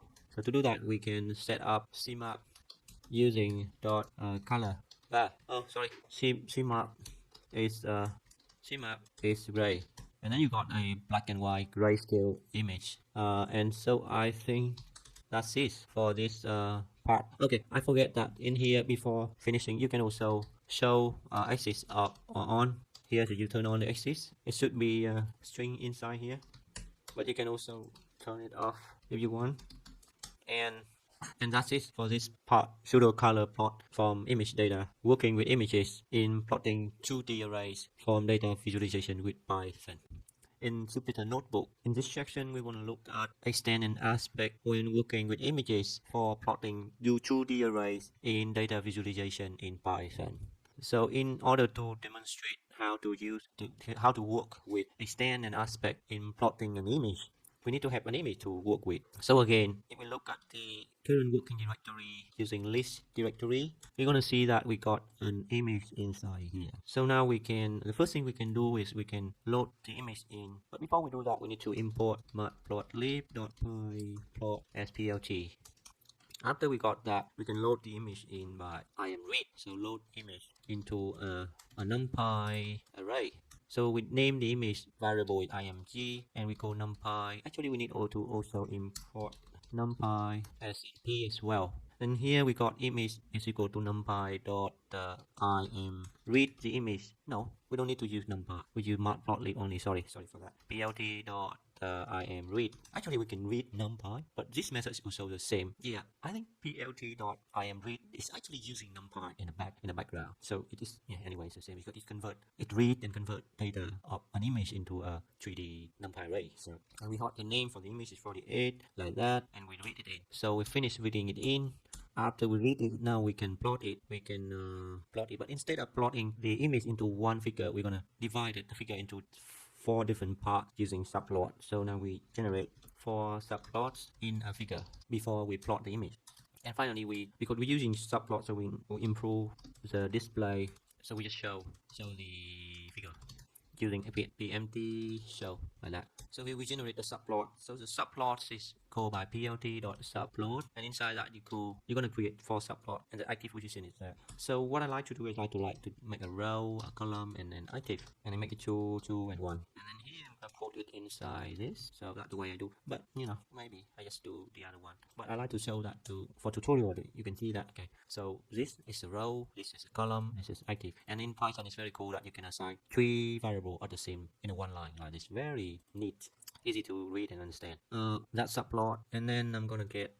So let's show it. So I got 1 here. But I need to make 3 more. So just doing that. So that the first one is the and then I change it to 2 and the 3. Active position is that. So we're gonna have 1, 2, 3, 4. And we can even put some title for that. So we can put the first title, plt.title. This may be the first position. I just wanted to show you how I can generate subplot. It's gonna be easy for you to understand. So that is 3 and this is 1. So when I plot it, I have the total 1, 2, 3, 4. Okay, that's the way it goes from 1, 2, 3, 4. And you can see that number 3 here is like together with the axis text in the x direction. So in here, we can, before we show it, we can improve the display with subplots in PLT. So here I can call PLT dot type lay. It's called type layout. What I think type layout like that. I want to type in to remember it, and I want to show it. So after you turn on the type layout, you can see that. You can see clearly 1, 2, 3, 4. So you finish generating subplots. You got an image. Now you can start filling data inside each subplots. So the first one I want to put something inside the first one. Yes. So for now, to make it easy, I just put in plt.imshow and put in the image like that for every single one, and let's see how it's go. And you're gonna have in every single one, you're gonna have one figure. It's the same. And remember that in this lesson, in this session, we want to explore how to work with extend and aspect in plotting with the Matplotlib for data visualization with images. But this is a fundamental thing we need to know before we get to that point, working with extend and aspect. So now, for the first image, I want to use different extend and aspect. So to get there, I'm gonna use different titles to make me clear what extend and what aspect I'm going to use. So for example, here in the first subplot, I'm going to make it extend is equal to a tuple, and inside the tuple I'm putting 1, 1, minus 1, 1. And that one is finished. I'm going to comma it. I'm going to make a new line, and then the aspect is going to be 0.5. I'm just going to print it out. You see that this one, the first one. And in order to make it easy for me, I'm going to just copy it like that and edit it. So the first one is the extend is from -1 to 1, and aspect is 0.5. But the second one, I want the aspect to be 1 and the extend is the same. For the third one, I want the extend is the same but aspect is 2. And for the last one, I want aspect is 2, but the extend is a little bit different. It's from -2 to 2 and in x direction, and -1 to 1 in y direction. And I'm gonna print it out. So I got the title exactly what it, but actually the title, but the image was plot not that aspect and extend. Now I'm going ahead and I put in the aspect and extend. So how to apply aspect and extend? You need to put it in the imshow function. But in order to do that, you need to define the extend. So and then the aspect as well.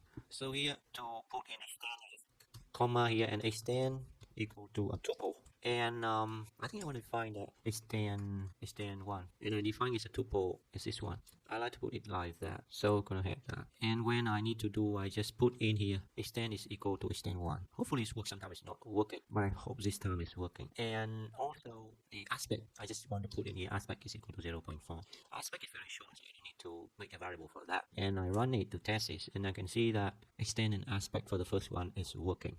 Okay, for the second one, I still use that extend, but the aspect is 1, so I got the aspect is 1, extend is the same. And for the next one, I'm gonna have the extend is the same, but the aspect is 2. So after I put the aspect is 2, I got the third one looks like this. And finally, I put in the aspect is 2, but the extend is a little bit different. So before that, I'm gonna copy the extend 1 somewhere here and make this extend 2 and define it from -2 to 2, and I'm going to change inside I am show here is extend 2, and the aspect also need to be 2 as well. And I'm going to print it out, and what I get here is like this. So basically you can finish from there. But one thing you can do is you can also define the text marks for the maps as well. So for example, for the first one here, I can define the text mark, because the text mark now is from -1 to 1 and -1 to 1.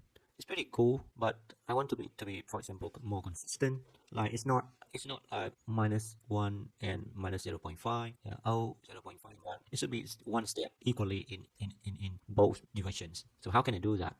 To do that, I can put in something called xtext and ytext for PLT. So I can put it at the end here. So for example, PLT. So just to remind you that it doesn't matter when you plot the title first or you plot the content first. It doesn't matter. Like here, I can cut this and I can put it down there.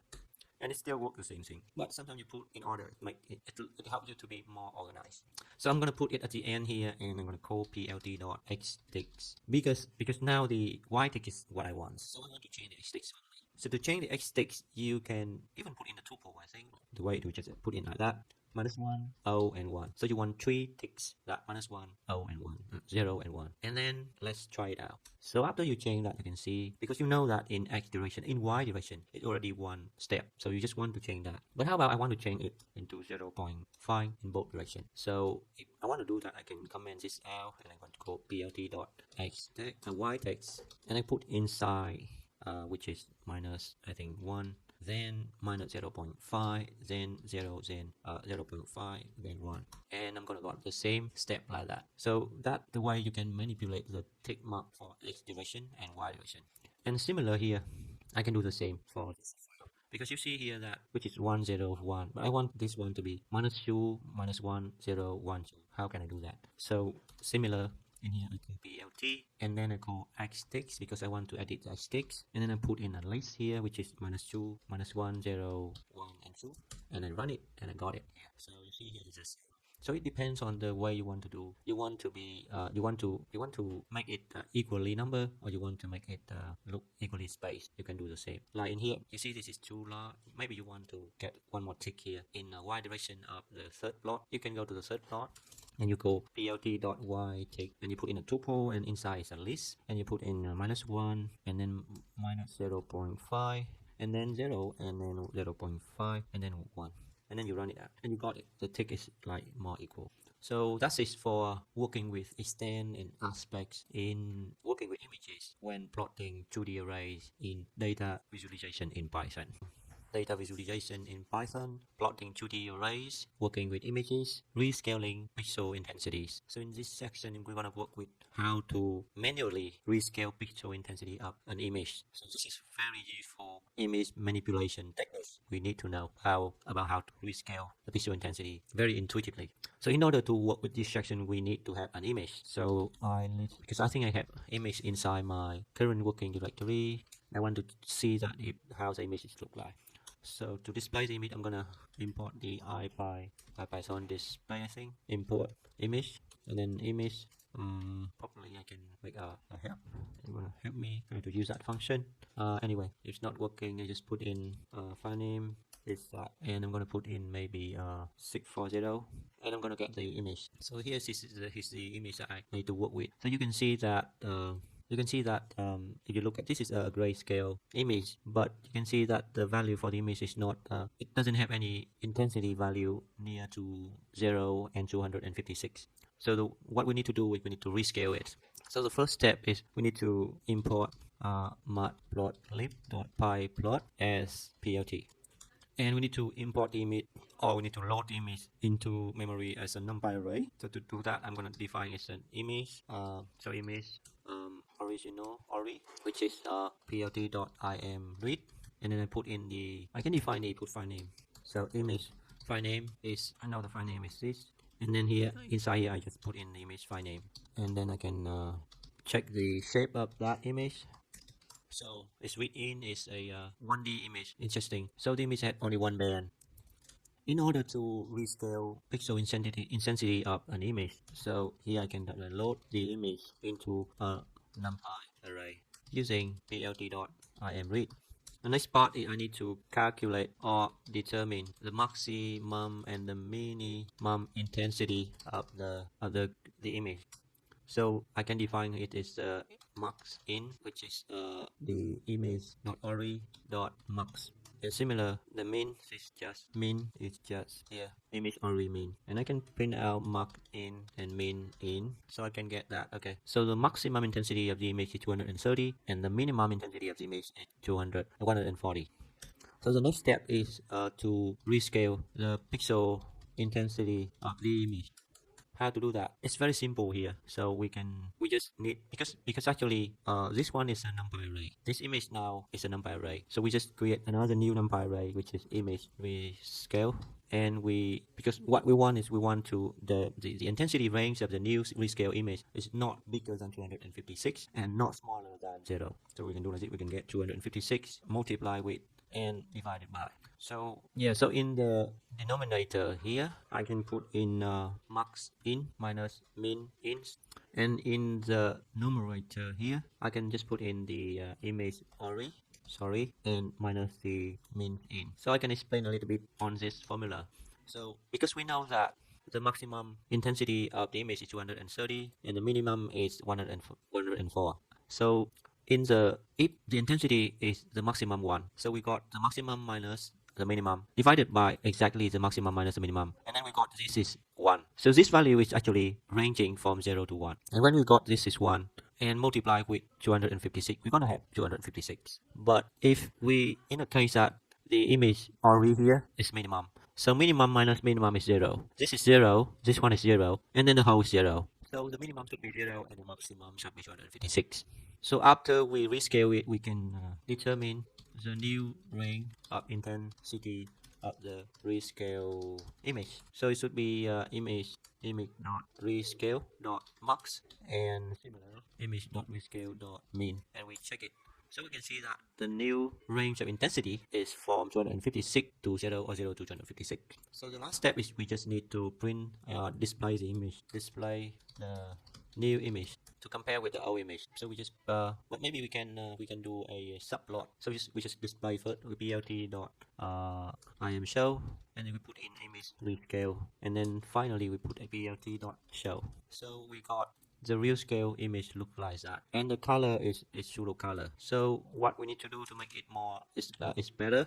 So I think to make it better, probably in the imShow here, I can make the CMap is gray. So you can see that it looks better in comparison with the original image. And in order to make a better comparison, before doing that, I can also show you how we can, as we already know from the previous section, we can turn up the axis as well if we would like to see the image. Okay, but now we can display the image in terms of subplot. So we create subplot. Like we know that we got row, we got column, we got active.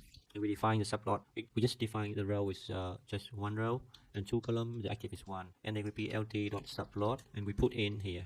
And we got the first subplot. And we make a second one. And then for the first one, we put in the original image. We need to put we turn up the axis, but maybe not very good because we don't see anything. So we put in the new image in the second, and the first one in the first subplot here. But instead of that, we change it to ori. Is that the original image? It's interesting that we didn't see much different. Okay, so it's not working because I think when plotting this using gray, this already rescale it a little bit. So the subplot demonstration is not working. It's failed. But what I'm going to do, I'm going to save the image. Hopefully, I'm just testing this out. I'm going to save the image to which is that one, but in PNG, APG, and I'm going to save it to like rescale. It's not working. I think it should be PLT. I cannot do that, so I think before that I need to delete this and plot this again, because I plot with this image, so I can say that plt.say figure, and then I put in the image here with this rescale, and hopefully it's working. And here I'm gonna test this again, but not with that one, with the new image. It's not working. Oh, sorry. It's not working. I got the same problem with previous save figure. So the save figure is working for me. But anyway, that is the way that we can rescale image using numpy array calculation, which is inside image manipulation when we plot 3D arrays in data visualization with Python. For data visualization in Python, statistical plots with Seaborn, visualizing regression, and here we got in simple linear regression. In order to demonstrate simple linear regression in Seaborn, we need some data to work with. Here we want to define a new data frame called auto. So I'm going to import the rest. I'm going to check the current working directory, and I'm going to list all the files in this current directory. So you can see here I got a CSV file called auto CSV. So I'm going to use pandas to import it and convert it into a data frame in pandas. So I'm going to import pandas as PD. Then I'm going to call the data frame called auto is pd.read CSV, and I'm going to put in auto CSV, and I'm going to show the auto.head to see the first couple of rows of data. I got it now. So here we can see what inside the data frame. We got the MPG, cycle, display, SP, weight, year, origin, name, color, size, and marker. So in order to plot a simple linear regression between the weight and HP or horsepower, I'm going to import Matplotlib.pyplot as PLT, and I also import Seaborn as well. Import Seaborn as SNS. So in Seaborn, there is a function to plot a linear regression. So here we're going to use using Seaborn to plot linear regression between weight and HP. So we got SNS.mpplot, x is weight, y is HP, and data is auto. So basically, in x direction is weight, y direction is horsepower, and data is just a data frame. So enter, and actually here we didn't need to display the plot, but normally we need to display the plot. So plt.show like that. So we can see here it's clearly there a correlation between the weight and horsepower using a simple linear regression plot provided by Seaborn. And it's interesting in Seaborn that when we just put in this very short simple script, it's plot the data, it's interpolated doing a linear regression, and also label the x direction and the y direction as well for us. So that's it for simple linear regression in visualizing regression, statistical plots with Seaborn in data visualization in Python. Jupyter Notebook, we want to plot residuals of regression in visualizing regressions, statistical plots with Seaborn in data visualization in Python. So in order to do that, we need to have a data frame. So what we need to do, we need to list all the files in the current directory here, and then the same as previous part, we can read in that CSV file as a data frame, and we can view the first 5 elements of that data frame like here.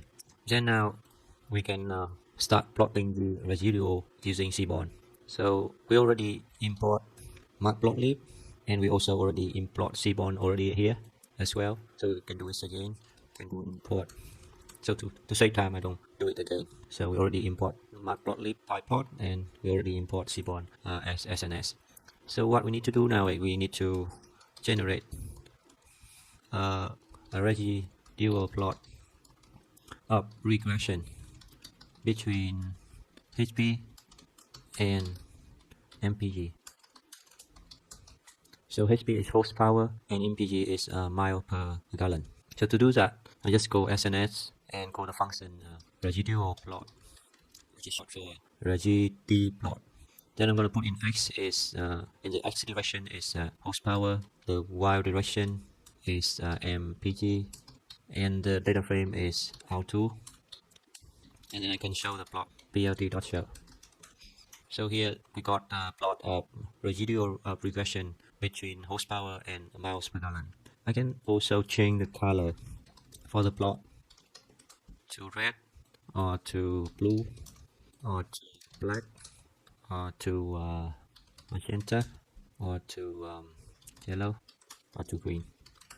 So that's it for plotting residuals of a regression in visualizing regressions, statistical plots with Seaborn, data visualization in Python. in higher order regression, in visualizing regression, statistical plots with Seaborn, data visualization in Python, we're going to use second order regression to plot out and determine the relationship between two variable data inside one data frame.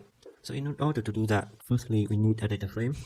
So here we already have a data frame called auto in our memory. It looks like that.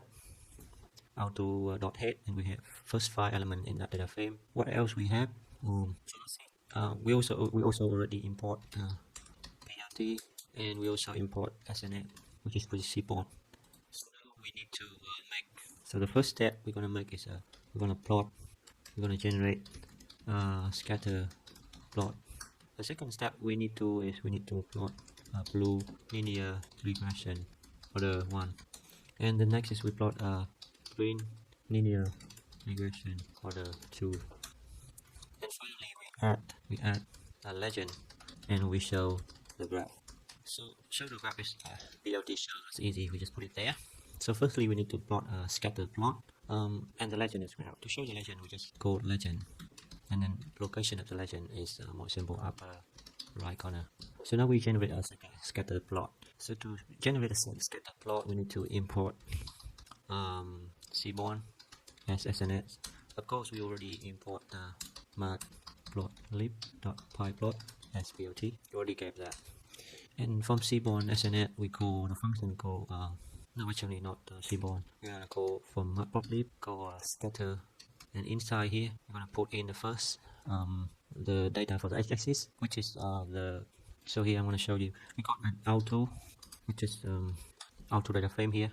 So we got many columns. So how about we want to get the column called weight? How can we get column weight? So to get the column weight, you put in square bracket and you put in the name of the weight, the name of the column you want to get, and now you only have weight from the first 10 element in column weight only. So, and this is what we want.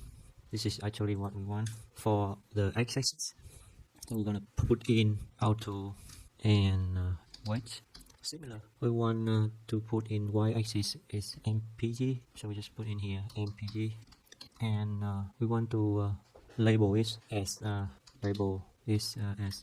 data, maybe raw data. Then we can also set the color for it. It's maybe green color, and the marker is just a circle, and I can plot it now.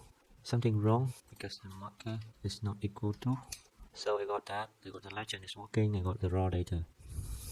So that is the raw data plotting directly using scatter plot Matplotlib from the data frame auto, which is the relationship between the weight and MPG. Next step we need to do is we need to plot linear regression order 1. So in order to plot linear regression, we want to use Seaborn regression plot.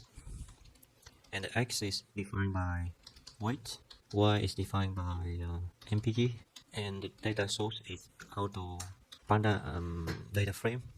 For this first we need and we need to, this is the order is 1. The color we can put it in as green and blue, and we also can set the label for it as well.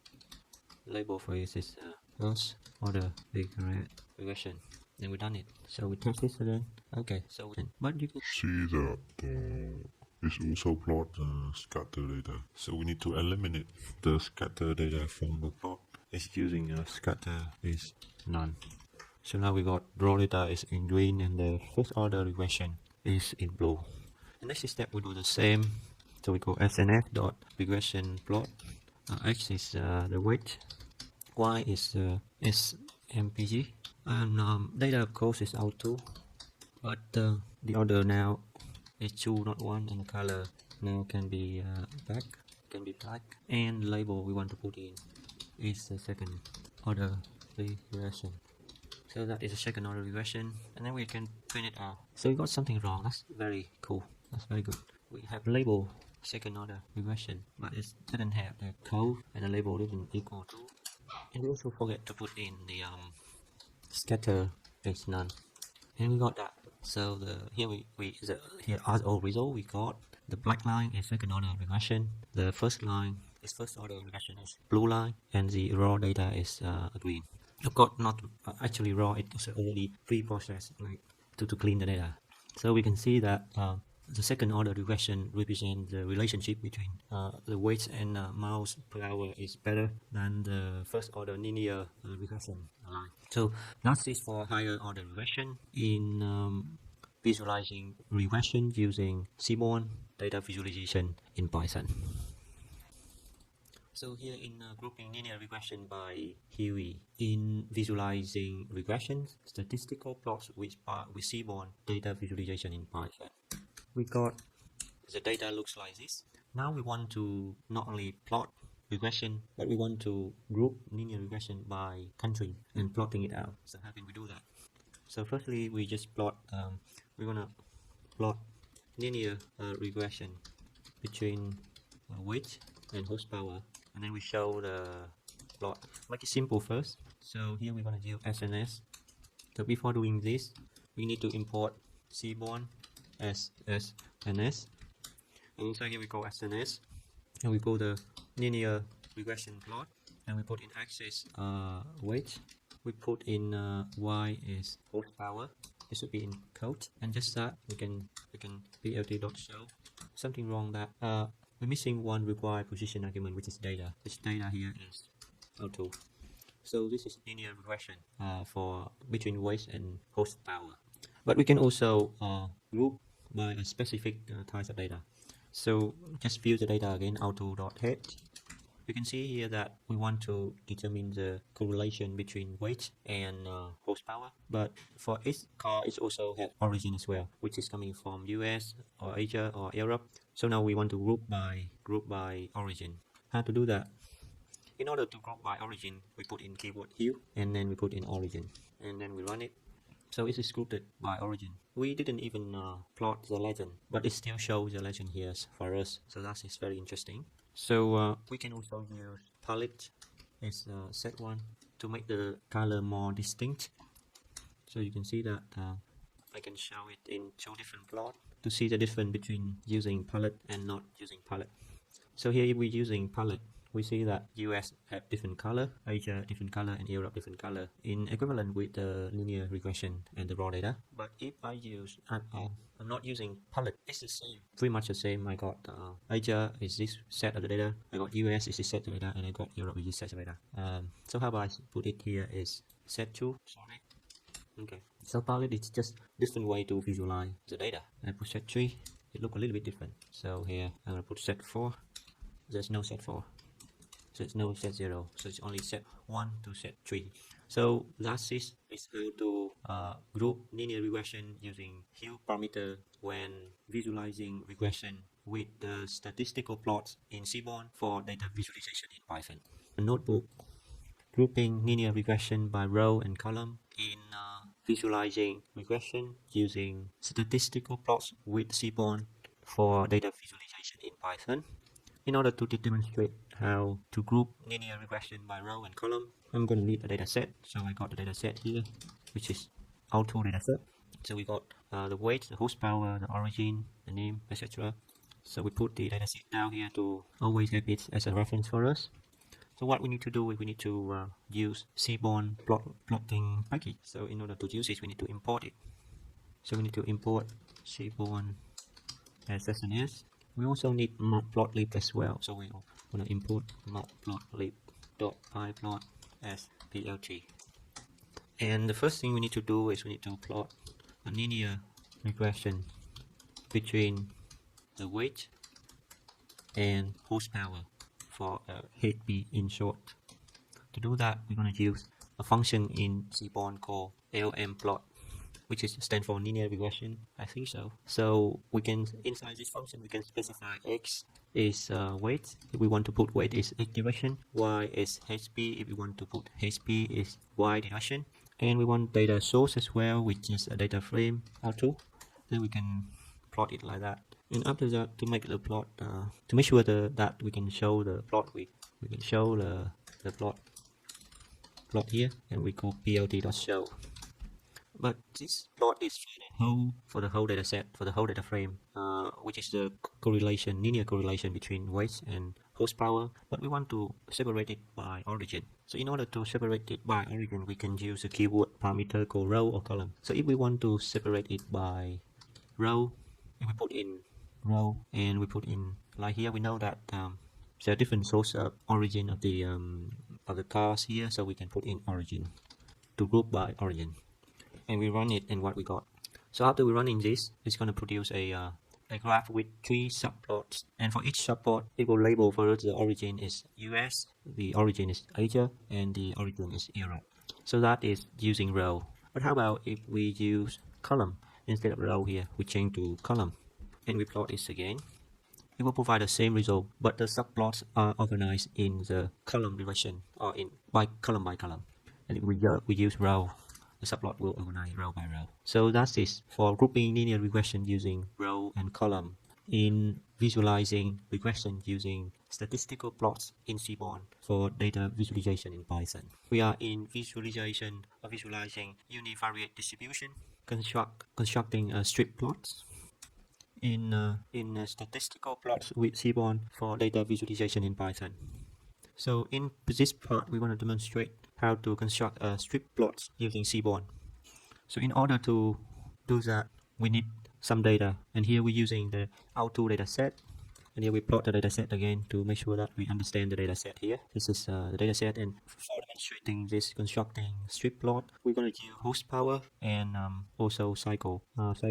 And horsepower is continuous data type, and cycle is a categorical data type because this is only 4, 6, and 8, something like that.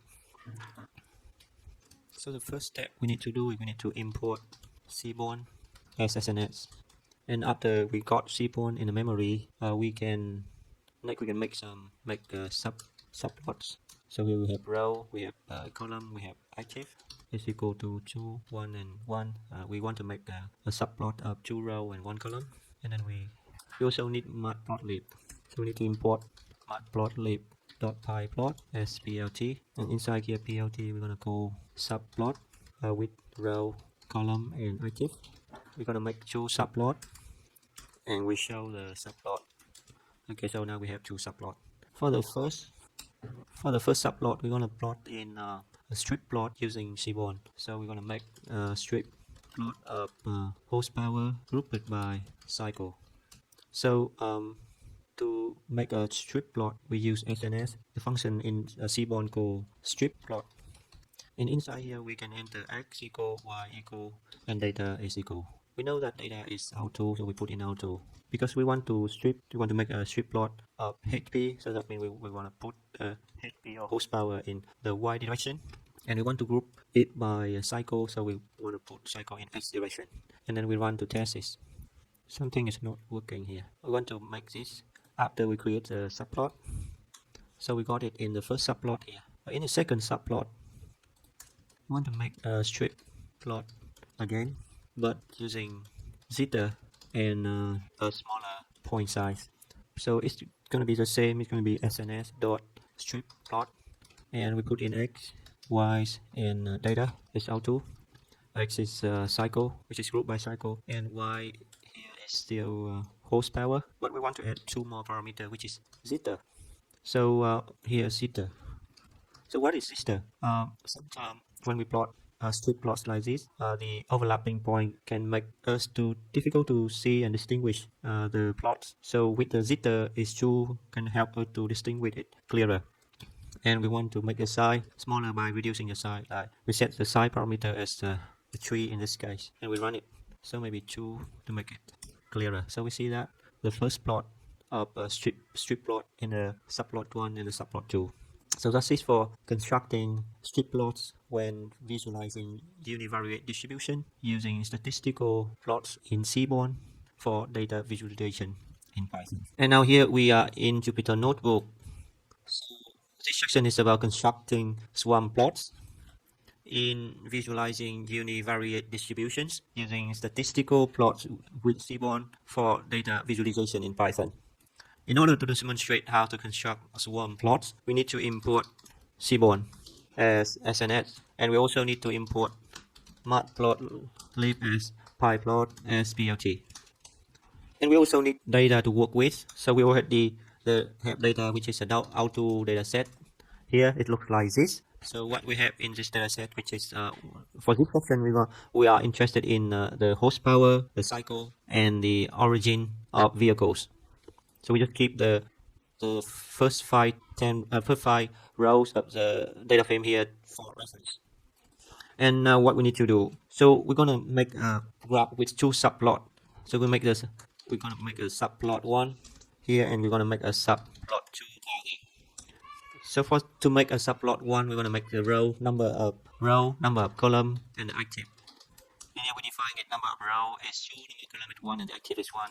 Then we call plt dot subplot, and we put in row, put in column. Sorry for my mouse. Column and put in active. There.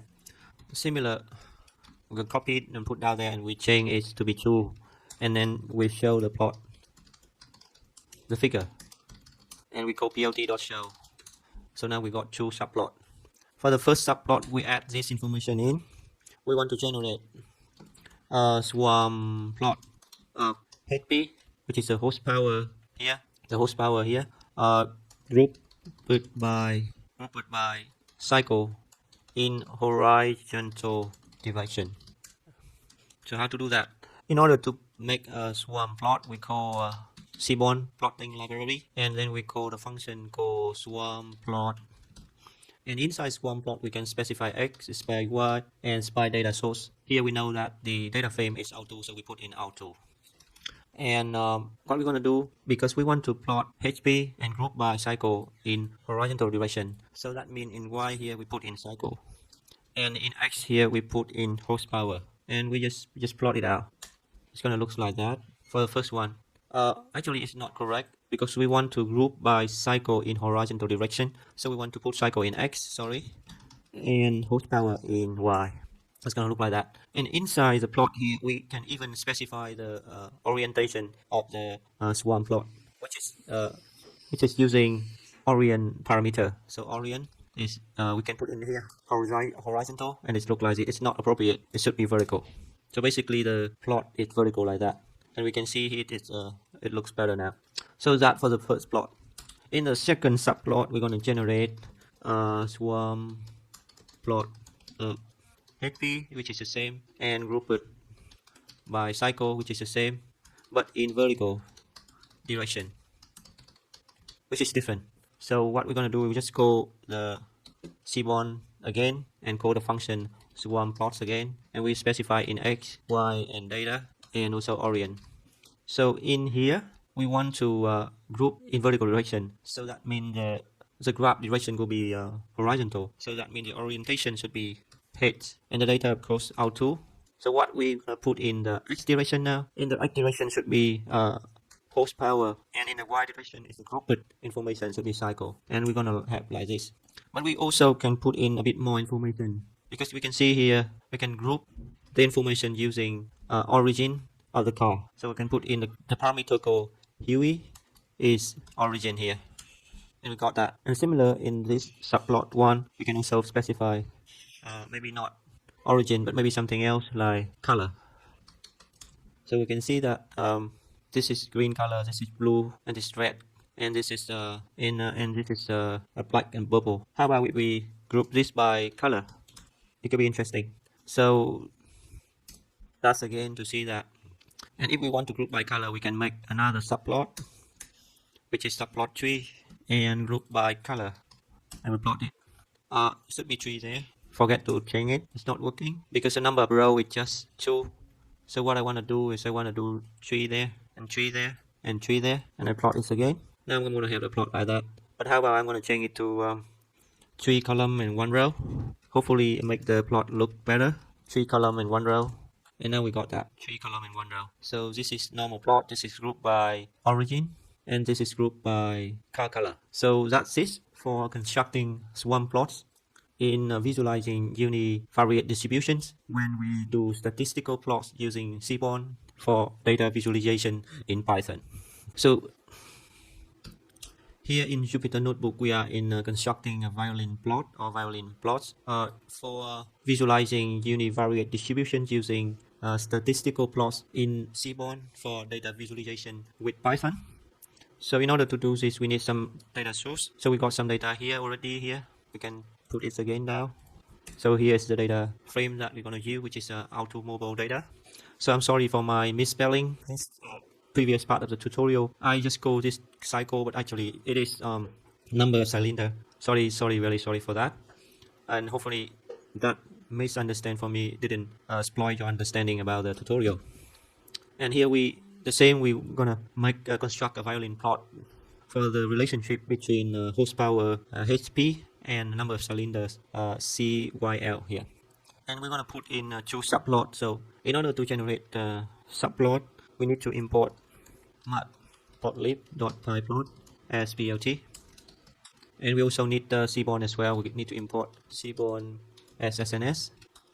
And here we need to construct to create two subplots. So we got the subplot 1, and we got the subplot 2, and we got the show the plot.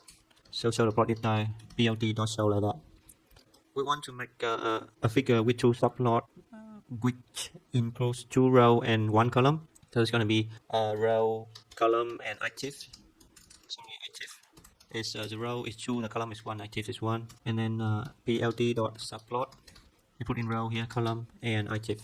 So that is first subplot and the second subplot, but this one needs to be 2. So now we get 2 subplot. But it seems that it's not very nice. I'm gonna make it at 2 subplot like this, 2 row, 1 column. It's similar. Okay, so what we're gonna do is we're gonna plot a violin plot in the first subplot here. So we're gonna generate a violin plot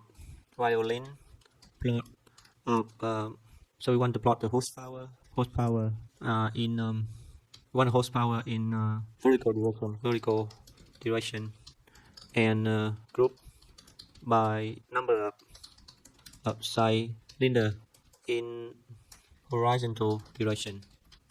So in order to plot a violin plot, we call SNS, and we call the violin plot function from Seaborn, and we put in x, y, and data. So data here is the auto data frame, and here in the x direction is which is similar to horizontal direction, and here we want to group it by cylinder, and cylinder in the data frame here is CYL. So we're gonna put in here is CYL. Similar, we want to plot the horsepower in vertical direction, which is corresponding to y direction, which is HP here, and we can test this now by run the script. And we got it. This is the violin plot grouped by number of cylinder for horsepower. So you can see that number of cylinder is 8, and the horsepower, the mean or the median of horsepower is larger than all other types, all other cars which have less number of cylinders. That's for the first subplot. In the second subplot, I'm gonna do the same thing, but I want it to be, I want all the inner part here, the inner part of the violin plot will be dissolved or disappear. So how can I do that? So I want to generate a violin plot, which is the same, HP in vertical direction, which is grouped by in horizontal direction. It's hosted by number of cylinder in horizontal direction, and I want to dissolve the inner part of the graph of the violin plot, violin inner parts, and I want to set the color to be light gray. Okay, I want to set the color to be light gray, and I'm going to do that. So here I'm going to use the Seaborn again and violin plot, and I'm going to call x, y, data is the same auto, and here we want it's the same. And the x direction should be cycle, number of cylinder, and the y direction should be horsepower. And we want 2 more parameters, which is the inner is none, to specify that we don't need anything inside the violin plot, and we want to specify the color, which is light gray. That for the color. And let's see how it looks like. So it looks like this. So because there's nothing inside the violin plots here, we can do some more overlapping plot inside that violin plot. We can plot in I think we can plot in a strip plot inside. So we can overlay strip plot on the violin plot. So to do that, we just call Seaborn SNS and call strip plot and inside that we specify x and y and data source, which is auto, easy. We also want the just like that first, and the information should be the same, so it should be number of cylinder in x-axis and horsepower in y-axis, and let's see how it's go. Okay, but we want it to look a little bit neater, so we want to set the jitter is h2. It's probably not much different, and we want the size to be smaller. Okay, so it looks a little bit better. So that is for constructing violin plots. In visualizing univariate distribution in statistical plots using Seaborn when doing data visualization in Python. In Jupyter Notebook, and we are in plotting joint distribution when we do visualization for multivariate distributions using statistical plots in Seaborn for data visualization in Python. So we got some data here, which is auto.s. So that is the data frame that we're going to use for this example, or for this section. And we need to import Seaborn as SNS as well. So what we need to do in this section is we're going to generate a joint plot of HP and MPG. And HP is in x-axis and MPG is in y-axis. So we can call SNS dot join plot. Then we call x is HP and y is MPG. And then we can put the data is auto there. So after that we can show the plot. In order to show the plot, we need to import Matplotlib Seaborn as plt. And here we show the plot. We just plt.show. So we're gonna have a joint plot. In x direction is horsepower, and in y direction is miles per gallon. And the joint plot is a scatter plot inside, and we got in each direction with histogram distribution for each variable on the right and on the top here. So that is for plotting joint distribution in visualizing multivariate distribution using statistical plots in Seaborn when we do data visualization in Python. In plotting joint distribution part 2, in visualizing multivariate distribution when we do statistical plots with Seaborn for data visualization in Python. In order to demonstrate it, we need some data. So the data we're going to use is the same as previous section, which is the auto data frame here. And we need to import the Matplotlib Seaborn as plt and import Seaborn as SNS as well. So what we need to do is we need to generate a joint plot of horsepower in x and MPG in y direction, and we're using so to do that we just call SNS and we call the joint plot function from Seaborn, and x is HP, y and data is auto, and in x is HP, y is MPG, and finally we which is plt.show. Sorry for this 0. So it looks like that. But in this section, we're going to put in a parameter called kind, and now we can put in kind as hex. So if we put in kind as hex, we're going to have this one, which is the hexbin plot for the joint distribution. If we put in scatter, which is the default, we're going to have the scatter. And if we put in regress, which is a regression plot order 1, and we're going to get this regression plot. So we can demonstrate this by just scatter for the first one. Then we copy it and we paste it in here, and we change the kind to be regression, and we can have different. We can have the regression plot order 1, and if we add some more cells here and we paste it in, and we change the kind to rigid, which is a residual plot. So you can see that's a residual plot in the center of the plot. And the next thing we can explore, which is KDE. So in the middle here, we can have a kernel density, which is a kernel density estimate of the joint distribution. So it looks pretty cool. It looks like contour estimation. So that is for plotting joint distribution, for visualizing multivariate distribution when we do statistical plots using Seaborn in data visualization with Python. So here we are in Jupyter Notebook. In this section, we want to demonstrate how to use plotting distribution pairwise in Seaborn for a data set. So here we got our data set. It's auto.head and we see that in order to use Seaborn library, we need to import it. We need to import Seaborn as SNS, and we also need to import Matplotlib.pyplot as PLT. So in Seaborn, we got a function called pair plot, and we just put in the data frame inside, and then we show the plot, and let's see how it works. You see that it will take a while to plot this data because it's a big data set. So it's very, very big here. How about we will save it inside here, which is pair plot for auto and export. And we're going to open that in folder, and we're going to open it using a photo, for example. So when we open it using photo, it's going to look like that. Maybe open it using just normal photo. So it's going to look like that. So that is the plot. So now we can change the data frame a little bit because we got the data frame here. You can define a new data frame.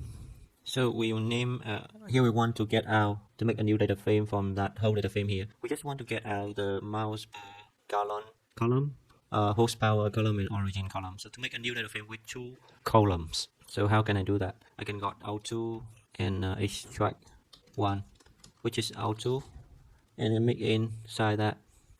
And in here I make a column list, which is MPG, which is HP, which is score, and I put the column list inside here, and then I will show that head is not working for me. What's happening here? I got, okay, sorry, something wrong there. So it is not working. How about I put this in here, and then it's still not working. Okay, score is not inside. Sorry, I make a mistake. So I need origin. So I have a new data frame with only 3 columns. So that's what I need. Now I'm gonna put in that. I'm gonna generate a pairwise join plot, a join distribution from the new data frame. So I'm gonna press that in, but I'm gonna get in not auto but the extracted one, and let's see how I got.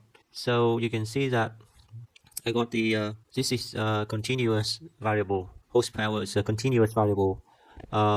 MPG or miles per gallon is also a continuous variable, and origin is a categorical variable. So when we use pair plot, the categorical variable will be eliminated, will be skipped, and in the plot it's just the continuous variable is used, and then we can plot the pairwise joint distribution like this plot. So that's it for plotting distribution pairwise part 1. When we visualize multivariate distribution using statistical plots with Seaborn in data visualization with Python. Here we are in Jupyter Notebook, and this section is about plotting distribution pairwise when visualizing multivariate distribution using statistical plots with Seaborn when doing data visualization in Python. So here's the same. We're going to use the data set, which is auto extract one dot heads. Looks like this. So I'm going to put it down there for reference. So in this section, we'll continue to use pairwise plot. So in order to do that, we need to import Seaborn as SNS, and also import Matplotlib.pyplot as PLT. And in here we want to plot a pairwise joint distribution, which is of the data frame, and which is grouped by origin and using regression line. So to do that, we call the Seaborn pair plot, and inside here we put the data frame in, which is auto extract one, to group the data when we plot. So if we just use this, we're gonna have a plot looks like that. But we want more information. Sorry, I forget to show the plot. This is in Jupyter Notebook. If you don't, if you're using or you run Python outside in different environment, like in command line, if you don't put in plt.show like this, it's not going to show your graph. But if you use Jupyter Notebook, it's very easy for you. You don't care about this line of code when we are using in Jupyter Notebook. But we want a bit more adjustment to make the plot look nicer. We're using regression, so we put in a kind as regression like that. So it's going to look like that. We're going to have one more line, which is regression. But we not only want that, we want something else. So we're going to put in something else. So here, instead of just one line regression like that, we're gonna put in the hue as origin. So it's gonna group by continent of origin, and then we're gonna have a plot look like this. So this is just very interesting. So when for the regression is grouped by origin, and for the distribution is also grouped by origin as well. So you see that with Seaborn and pairwise plot joint distribution plot using pair plot with a very short line of code, but we can have a lot of information from the data set.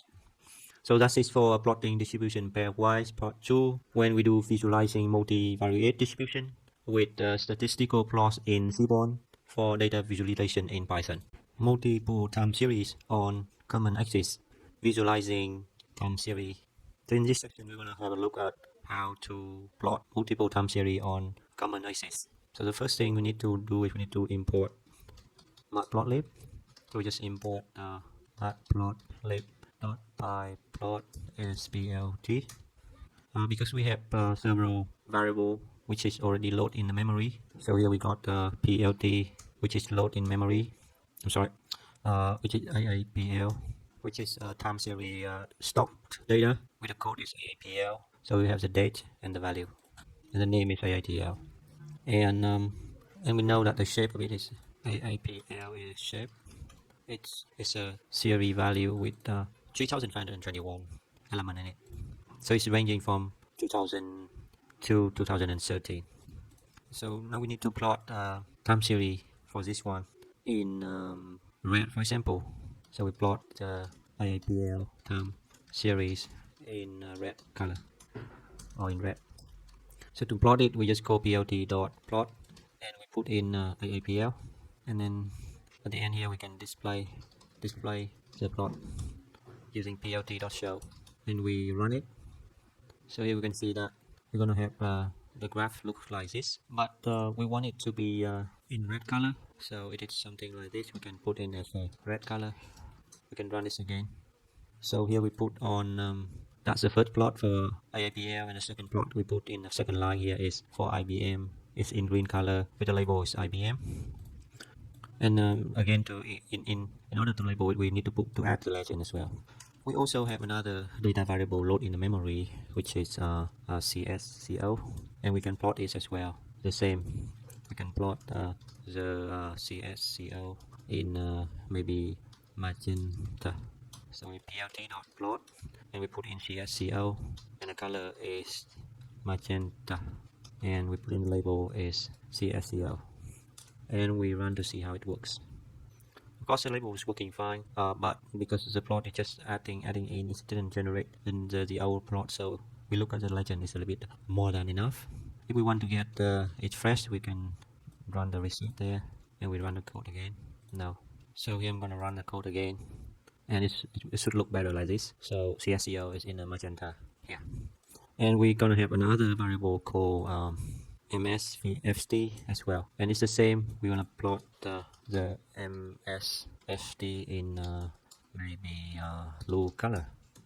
The plt.plot, and we put in MSFT, and the color is just blue, and label is MSFT, and then we run it. So we got everything there. One more thing we can do is we can format the text mark in the X direction. We can change the rotation angle, orientation angle of this text mark using plt.xtext, and inside here we put in rotation. Sorry, it's probably like 70, for example, and let's run it to see how it looks like. So it's not working. It should be rotation, and it looks like that. So if I let's run the script again here, run it. So the final result should look like this. So that is for multiple time series on common axis, which is in visualizing time series using Matplotlib. So in this section, we're gonna plot the series on the top.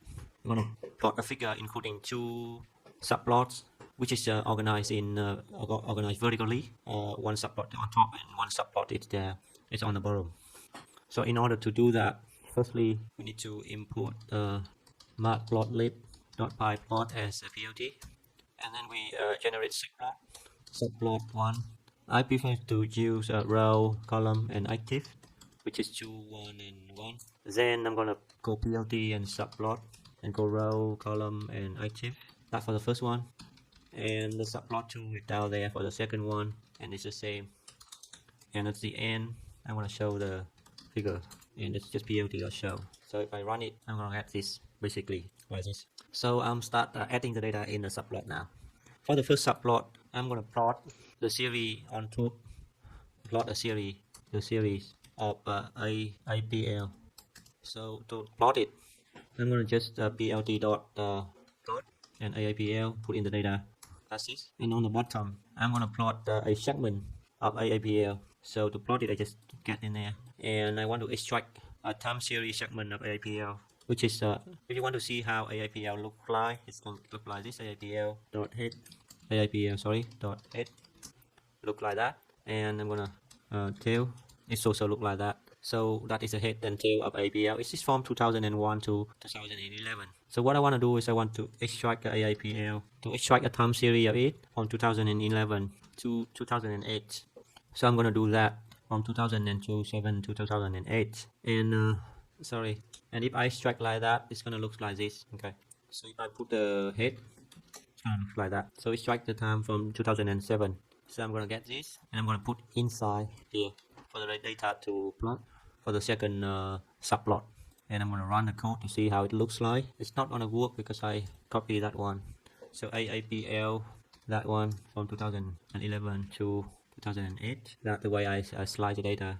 7 and 8 should be in code. And I'm going to run this again. We should have 2 lines in here, which is for the second one.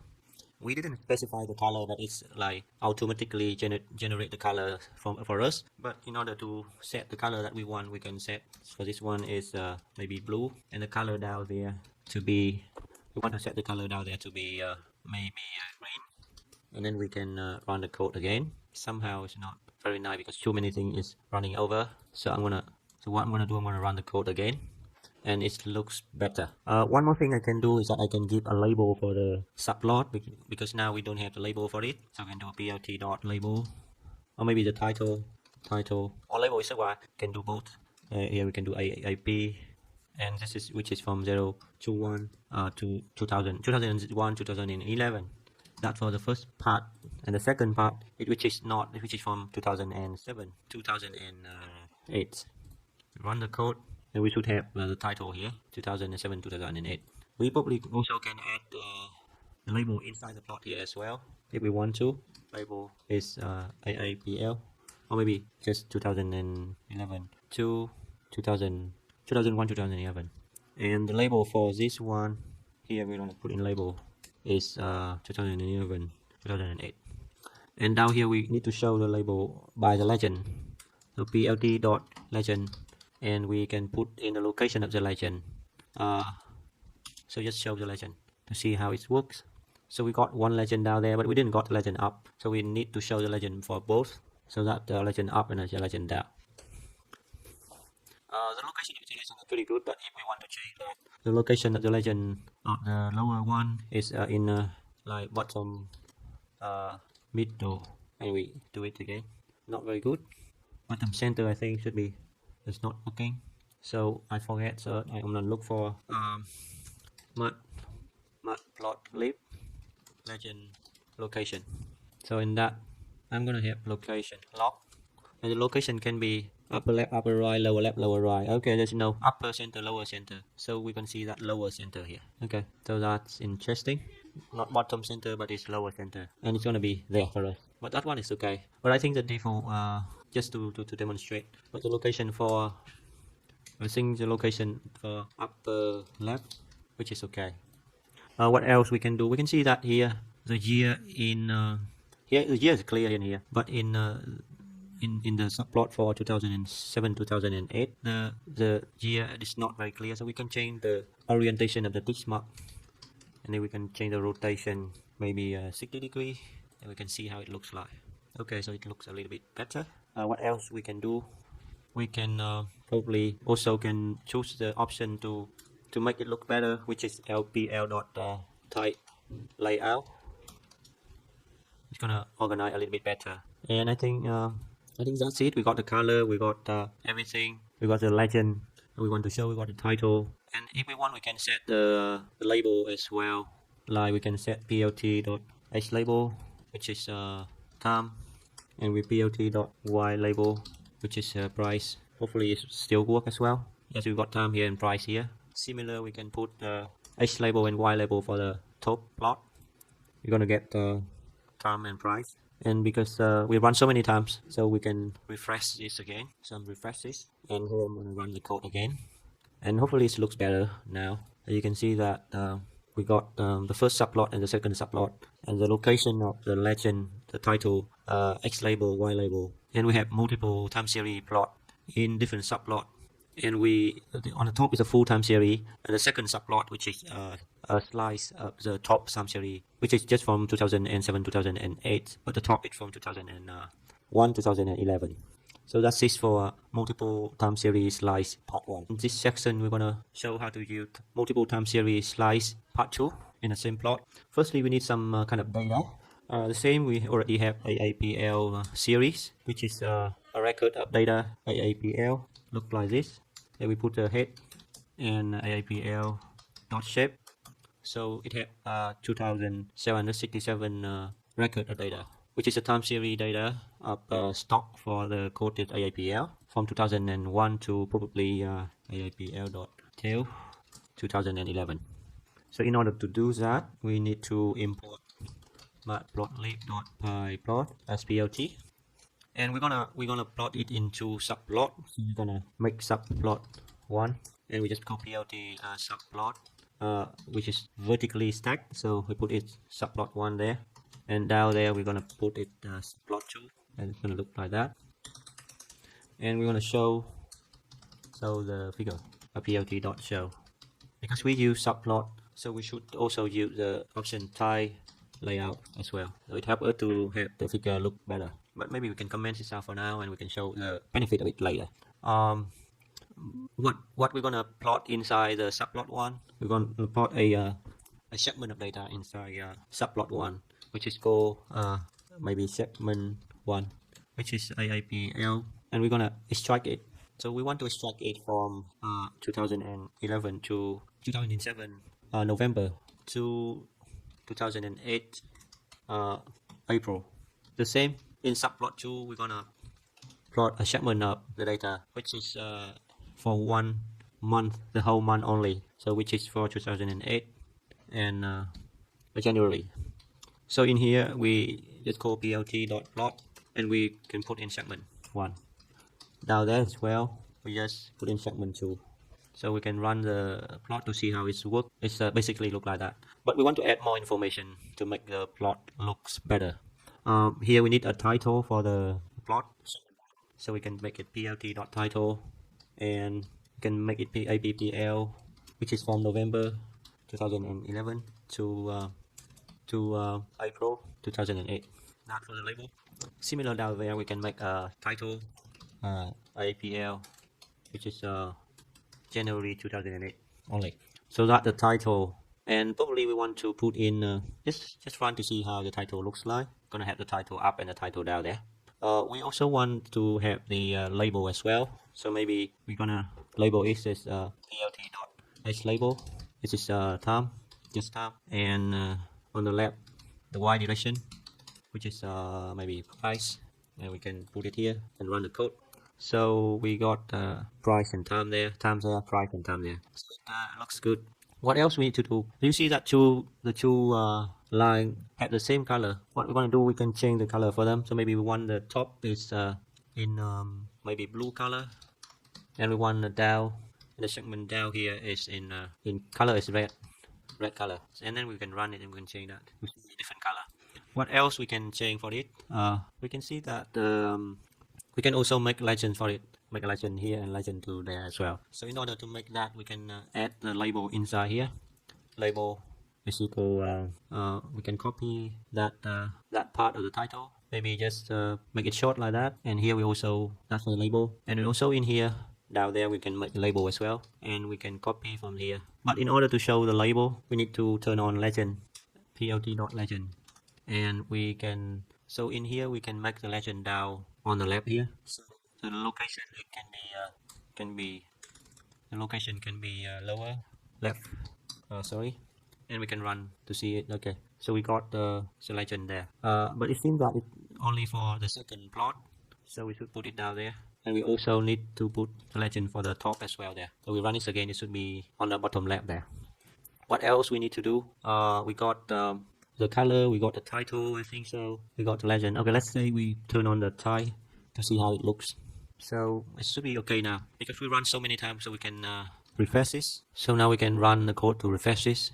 And now this is the final version. And you can see that we have two subplot in the top, which is a time series slices from AAPL, but only the data is taken only from November 2007 to April 2008. And the bottom subplot is also a only section within 1 month, the entire month of 2008 only. So that's it for multiple time series slice plotting part 2 using Matplotlib for visualizing time series data. We are in a section of plotting an inset view. So in this section, we're gonna demonstrate how to plot an inset view for time series data. Firstly, we need to import Matplotlib .pyplot as plt. So we know that we'll continue to use this dataset AIPL, AIPL.head, and AIPL.tail. Looks like that, the same as previous. So here we got what we're gonna do. We're gonna slice from November 2011 to April 2008 from AIPL, and we assign it to a variable code view. So to do that, we just put in AIPL here, and we choose the square brackets like that, and we choose a colon in the middle, and here is a code, and from a code to a code, and here we just put in 2011 hyphen 2007 hyphen 11, and on the right here we just put in 2008 and hyphen 04. So that should be the extraction of that one. If we want to test it, we can test it here using we can run it here just like that, and we choose the head only. So we want to look like that, and we put the tail only. It's gonna look like that. So exactly from November 2007 to April 2008. The next step we want to do is we want to plot. Probably the first thing we want to do is we want to plot the entire series AIPL. So it should be very simple. We just plt.plot AIPL, and at the bottom there we should plt.show just to show the figure. We should see that should look like this. We already slice this in a view. So the next step we can do, we can specify an axis for plotting the slice view in an inset of the figure. So to do that, we need to make an specify the axis first. So we need to go plt.axis, and so the axis can be defined from the starting location and the size of the inset.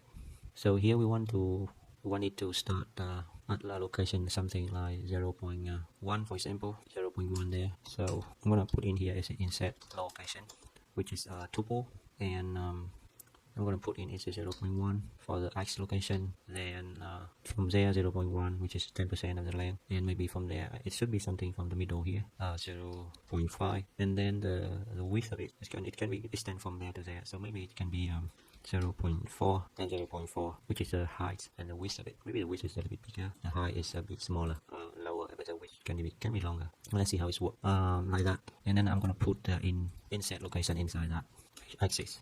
Now we got the axis, we can plot the slice series view inside the axis. So we can do it. We can plot the slice series view inside the figure. So we can go PLT, and we can go plot. And with the plot, we're gonna just put in the view inside, and that's what I want to show how it's work first. Okay, so it's working pretty good, but it seems that we chose the location is too close to the y-axis of the main plot, so we want to increase this to 2, for example. So we increase it into 0.2, and we can run this again. So it seems a little bit better on the right here. Maybe we want to be up a little bit more, so it should be 0.6, and we can run it again, so it comes up there. Maybe it can be longer a little bit, like 0.5 up to there. Okay, and probably that's good for now. So now we can add more information inside that, like we can add the title for the main plot, title, and the title of the main plot is AAPL from 2001 2011, and we can also add the title for the inset plot, which is from 11 2007 to April 2008, like that. It's also AAPL, but maybe we make it short like that. Run the code, and we should get the title somewhere. We didn't get the title for the first plot. It's not working. I don't know why. How about we put this on the top there and run this again? Somehow the title is not showing. Okay, that's interesting. But anyway, we can also specify the color for the plots as well. So the color for the main plot, it can be maybe blue. We run it to see if we've got the blue plot there. It's interesting that it's kind of mess up for now. And the color for the inset, it should be red, for example. Run it now. It should be red there. What else we can do? We can change because it seems that for the inset, the year looks so dense. So we can change the location. We can change the rotation for the text labels. So we can change text. And inside here is a rotation, which can be 45 degrees. For the main plot, we don't need it. So hopefully it will look better now. And we can even show the X label as well. Plt.X label term and Plt.Y label. Sorry for the spelling, which is price. This can be both used by the main plot and the inset plot. Show it. Should be working for both. But we didn't see anything. That's alright. That's very weird. And I think that's it. So in order to test this, I'm gonna refresh the code. So I'm refreshing it now, and I run the code again. In line 26, it has something wrong, which is PLT. And don't show. Did I import that PLT? That's funny. Okay, I forget to make that one, and I run this again. Okay, so now if I can then see that here, you can see it again, so it looks much better now. So I got X label for the main plot using plt.X label up here, and Y label for the main plot, X label for the inset plot, and Y label for the inset plot. And in here, blue is the color for the main plot, and the red is the color for the inset plot. Here, the title for the main plot, which is from 2001 2011, is set here, and the label and the title for the inset is setting down there as well. So that's very interesting to see how we can put an inset plot to extract or slide a part of the time series data in an overall full time series data. So that's it for plotting an inset view for visualizing time series data in analyzing time series and images data. In here, in this section, we're gonna plot. So again, in this section, we're gonna demonstrate how to use plot with moving average when we are doing time series analysis with moving windows using Python. So we need some kind of data, and the original data we use for this which is stored in the variable called AAPL, which is time series stock data of the code PAAPL from 2000 to 2013 with 3,521 data points. And it's also in the memory. We also have several time series has been computed using moving windows with different segment, different size of the window. So here we have mean 30, which is time series moving window using 30 days. Next we have mean 75, which is the time series moving window with 75 days. And similar, we got 125 day time series moving window computed with 125 days. And finally, we got another 225 50 day time series moving window computed. So we got 4 variables in the memory. So now we can use a variable to plot moving average for time series data. In order to do that in this section, we're gonna use 4 subplot. So the first step, what we need to do, we need to generate the subplot first. So we're gonna have subplot 1, and we just plt.subplot. Of course, before this, we need to import Matplotlib.pyplot as plt, and then we call plt, then we call subplot. Because we're going to use 4 subplots to identify 2 rows, 2 columns, and this is the first active subplot, which is upper left. That's for the first one, I'm going to create the second one, the third one, the fourth one, and we show the figure using plt.show. Let's see how it looks like first. We need to change the 2, this is 3, and this is 4. So that is the subplot 2. This is should be 3, should be 4.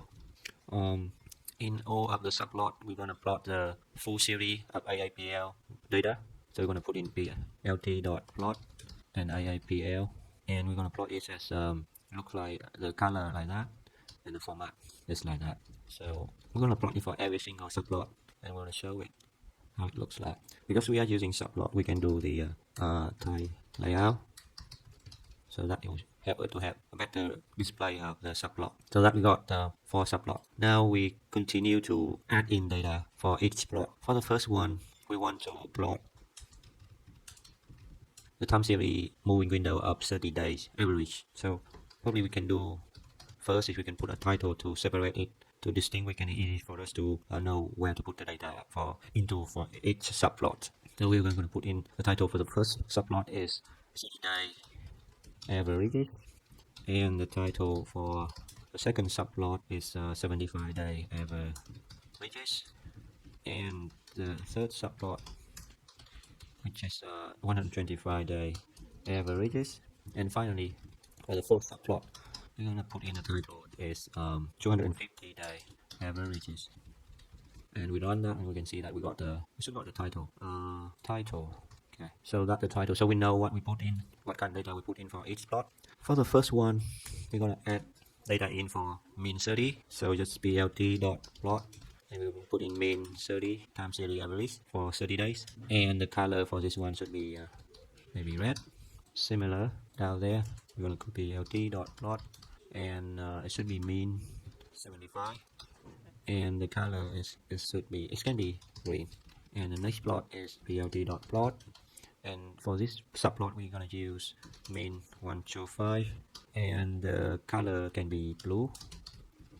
And finally the last subplot we're going to put in plot, which is mean 250, and the color can be magenta, and we can see how it looks like. Okay, we can put the shell down and maybe enlarge it a little bit like that. So we can see here, we can what else we can do for this plot. We can put in X label, and X label should be time, and we put in Y label, and the Y label can be price, and this can be copied for every single subplot like that. And we can run it and show the X label and Y label like that. One more thing we can do is we can change the direction or the orientation or rotation of the X text mark down there, so we can do that. So we can put in plt.x text, and we can change the rotation. It's something like 70 for example, and it can be copied for every single subplot like that. We just copy for every single subplot, and we run the code again. So it looks pretty nice. But what I'm going to do is I'm going to refresh it, and I'm going to wait for it to refresh, and then I'm going to run the code again to see the final result. So here's the final result. I can put it back here and run it again. So we can see that with different moving average window, we can get different result for time series plot. So this one is for 30-day average, this one is 75-day average, this one is 125-day average, and the final one here is 250 day. So we can see for the 250 day we missed some data from the first part of the graph here. The same for 125 day as well. So that's it for plotting moving average window when we are doing time series analysis using moving windows in time series and images analysis using Python. In analyzing time series and images, time series with moving windows, plotting moving standard deviations. So in this section, we're going to have a look at how to plot moving standard deviation for time series data. Firstly, we need to import Matplotlib first. Import Matplotlib.pyplot SPLT. Then we're going to need some data. So as a similar section, we also have data which is AIPL, it's a time series, and we also have some pre-compute standard deviation based on the window size as well, which is std30. Is a time series standard deviation computed for the windows with the width of 30 days. Similar, we got 75, which is a time series standard deviation already computed or pre-computed with the width of 75. And here is a time series standard deviation pre-computed with the width of 225. And also here, which is 250 standard deviation with the width say 250 days. So we got that. And now we're gonna have a look at how to plot it out. So in this section, we're not gonna plot the subplot. We just plot everything in one plot. So what we're gonna do, we're gonna plot all in one plot. So firstly, we're gonna plot the standard deviation for 30 days windows. So we just plt.plot and we put in standard deviation for 30 days, and the color is red. Then we put in a label as 30 day window. And then finally here we can display the plot down there. And we're gonna plot a title as well. The title should be moving standard deviation, like that. And we can put in, because we use label upstairs, so we can put in legend as well. Legend.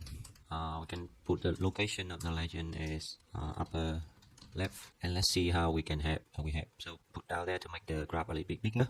So that is for the 30-day windows in red color. We can also put in the plt_h label, which is time, and plt.y label, which is price. We can plot it out to see time there and the price there. And we got the legend, we got the title, we got the h label and y label. Okay, so now we can add more data in. So what else we have? We have 30-day windows. We have standard deviation of 75-day average window as well. So we plot in plot std 75, and this in blue. And we put in a label as 75-day window. Similar, and plot in 225 and also 250. So 125 we added it, and 250, and here we change to 125 and we change to 250, and we plot them all out. So the color should be red, blue, and maybe green, and maybe black. And run the code, and we got that. So we can refresh this. So after we refresh, we can run the code again to see the final result. So this is the final result. We got a time series plot of overlay plot, 4 lines in one figure, which is including 30-day window, 75-day window, 125-day window, and 250-day window of moving standard deviation of the data.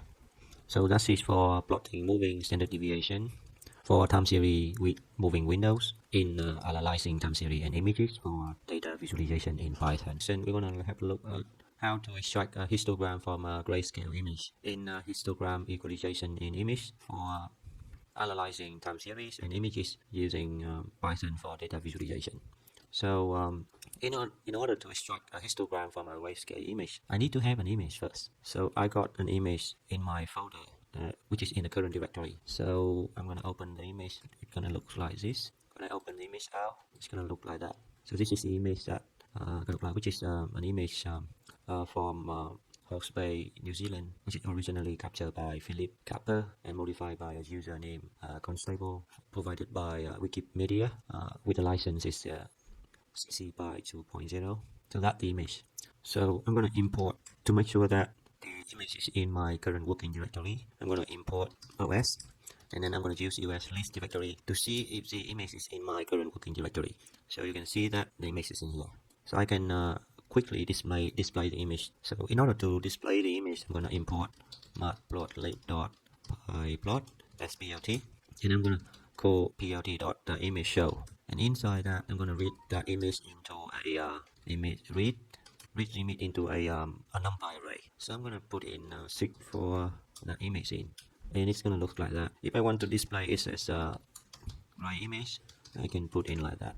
So okay, so we know that the image is inside our current working directory. So in this section, we want to extract a histogram from array scale. In order to demonstrate it, I'm going to plot a figure with 2 subplots.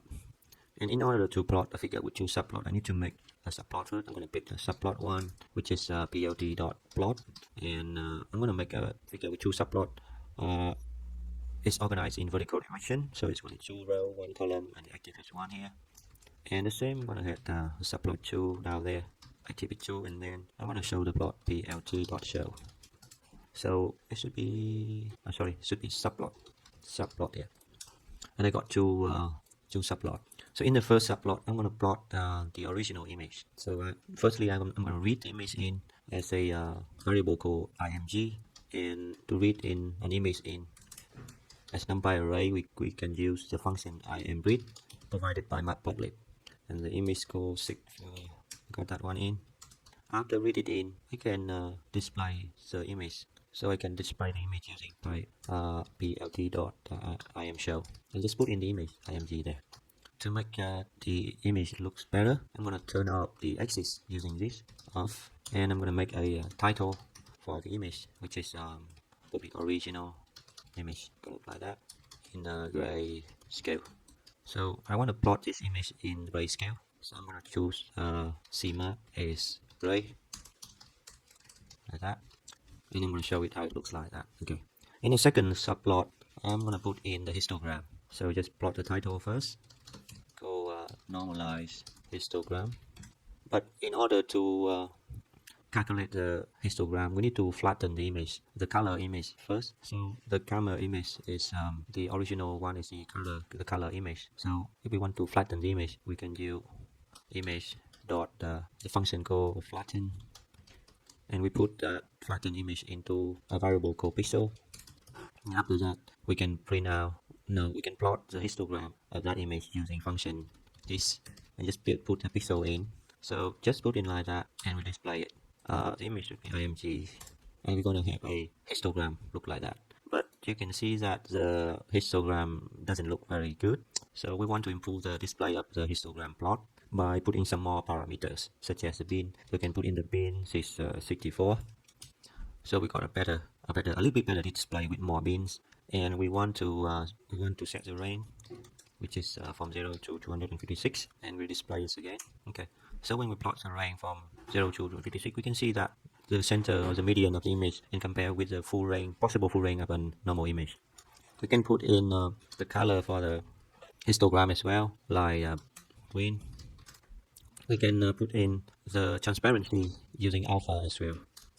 So we want the transparency is 0.5 there, and we can put in the knob map to make it better. So you can see here that there's a reminder that the parameter knob was deprecated in Matplotlib 2.1, and we'll remove, and we can use the density instead. So we can have a look at it later. But basically, now that we can improve the image display a little bit, and we can see that, okay, so histogram of the image now, it's just from the full band of an image is the full range of the pixel in an image is from 0 to 256. But for this image, we can see that the pixel values is just from about more than 100 to less or around 200. So that's why we have an image look not very clear like that. So that's it for extracting a histogram from a grayscale image. For histogram equalization in images, analyzing time series and images using Python. In community distribution function from an image histogram equalization in images, analyzing time series in images when doing data visualization in Python. So in this section, we have a look at how to plot a CDF or commutative distribution function from an image histogram. So we have some concept need to be reminded here. So we have PDF, which is probability distribution function, and so a histogram, it actually can be called a PDF, a probability distribution function. But we also have another concept. The term is called CDF. The CDF is cumulative distribution function. So CDF can be calculated from PDF when the value is not only count the number of specific distinct intensity pixel based on the bin size, but the value is cumulative from the left to the right. So that's the concept that we need to know before we continue in this section. So in this section, we're going to plot a cumulative. From the previous part, we already plot a histogram, or this one is a histogram, yeah, or a PDF probability distribution function. In this section, you're going to look at CDF, which is a cumulative distribution function. So in order to do that, we continue to use this image from the previous section, which is from New Zealand, host Bay, New Zealand. So in order to do that, we need to load some module. We need to import matplotlib.pyplot as PLT. That's it. and we need to load in the image as well. So we also need to make sure that the image is in our current working directory using OS. We're going to import OS again and os.list directory. So we know that okay, the image is here, so it helps to confirm that the image is in current working directory. So the next step we need to do is we need to read in the image using plt.imread. So after reading this image, we're going to have an image as a numpy array. So it's a numpy array. We got a numpy array inside. So next, in order to demonstrate it, we're gonna plot a figure with two subplots. So we're gonna generate the first subplot one, which is a plt.subplot 211. It has 2 rows, 1 column. So that's the first one, and we put in the second one there. And as usual, I'd like to plot it before we have any data in. We just plot to see how it looks like, the subplot. Then now we can put in the title for the subplot. So in the first subplot, we're gonna put in the title is original image. And for the second subplot, we're gonna put in the title is PDF, which is a probability distribution function, and CDF, which is cumulative distribution function, original image. So we got the title here. Because we use subplot, so it sometimes doesn't look very nice. So we can use plt.type layout. There should be an underscore to make it clearer, the title and the tick marks like that. Okay, so we got the title. We know what we need to put in now. So now we're going to plot the original image on the top here using IamShow. So IamShow, and we put in the image. And we want to plot it in grayscale, so we choose CMap is gray. It kind of looks like that. So we see that the image is a little bit small, so we want to increase the size a little bit. So we can put in a parameter figure size here, maybe 18 and 16, maybe too much. Let's give it a try. It's not working. Something wrong there. So the axis image have no property figure size, so something wrong there. So probably we should put this outside and choose a figure size here. Let's see how it goes. Make it a little bit 10 the same. So you can see that with this we can have a figure size bigger, not for the subplot, for the whole figure. This is for the whole figure actually. So, and here we can put in we show that the image array, and in order to so we can turn off the grid as well using plt.axis off. So we have an image looks like that for the first subplot. In the second subplot, we want to plot the CDF and PDF function. So in order to calculate histogram or PDF of the image, we need to convert that image into a grayscale image. So we need to flatten the image into 1 dimension. Actually, I think my image is already in 1 dimension, but if it is a color RGB image, we can convert it into 1 dimension like this, and we call it pixels. So the pixels can be image, and this can and then we call the function called flatten. Is that after we run that, we have the pixel. Now in here in the subplot 2, we can start plotting in the PDF function. So in order to plot the PDF function, I'm going to put the pdlt.histogram and then call pixel in like that. So we got a PDF function down there, and we also want to have a CDF function as well. So that we're going to plot PDF, and down there we want to plot CDF. So to plot CDF is very simple, just the same as PDF, but we want to use the parameter cumulative is 2 and then plot it. So you can see that because we have two functions is plotted in the same subplot, so we need to have call a function called. So before plotting CDF, we're gonna call we're gonna use plt.trim to overlay the CDF in the bottom subplot. So we just go plt.trim x, then we see that it's gonna be overlaid there. So it seems that it looks not very nice. So let's improve the plot, because now we see that it looks not very nice, the plot down there. Let's see how we can improve the plot. We can what we can do is we can specify the range of the axis as well using XLim. So we can specify here. We can set the range for x axis. So we can go plt.xlim, and then we're going to put in 256. So after we set the range, we see that the range is now from 0 to 256. And we can turn the grid off if we like to, but not for now. So we can turn the grid up and turn the grid off using that plt.grid, and we put it off. It's interesting. It's very interesting that when we turn the grid off, it looks like that. If we don't call that, I think something wrong with it. If we don't call that, we don't see the grid. But if we call the grid off, it shows that. So basically, I'm gonna just comment it there. So I think it's something with my Matplotlib, but that's alright. But it still doesn't look very nice. So what I'm gonna do is I'm gonna put in the transparency for the plot. So in this one, I'm gonna put in alpha is 0.5, 0.4 maybe, and down there the cumulative plot CDF, I also put in alpha is 0.4. Okay, so after putting the 0.4 for the transparency, we start seeing the two functions is plot in the same subplot appearing here. So it's a PDF function, and overall here is the CDF function. But we see that the bin size is still a little bit big, so we can change the bin size from here inside this plot. We can add in the bin size as well. So the bin can be set to 64 like that. So we got a better PDF function, and we're gonna set for the bins for 64 for CDF as well. So now it looks better.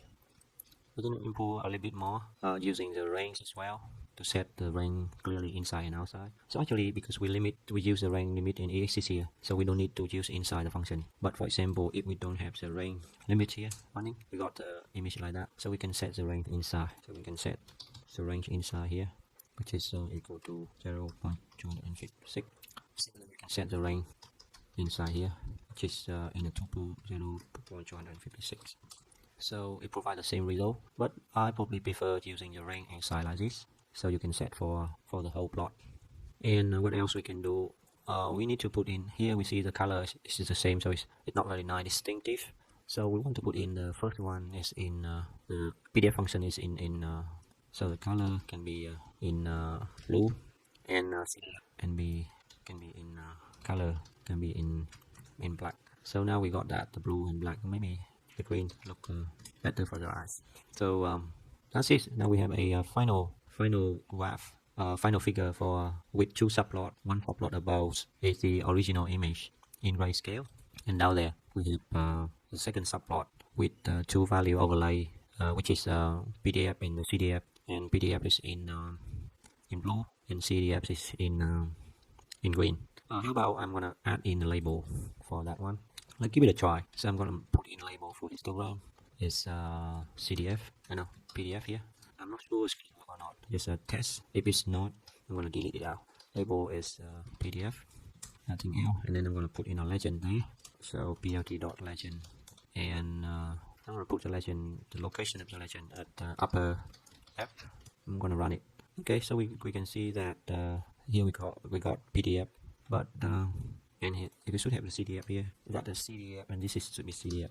Run it again, you can see. Oh, so it show only in one graph it show only one. Legend. So how to add another legend? Maybe I'm gonna play with this a little bit, because we know that we can add a legend into, or we can plot annotation into one graph using annotate. So I'm using CDF to annotate that. I'm gonna use annotation to annotate this graph. So in order to do that, I'm gonna just probably don't use any. So I'm gonna turn off the label by. So putting the legend up, I put a comments here, and I'm gonna using a annotate to annotate.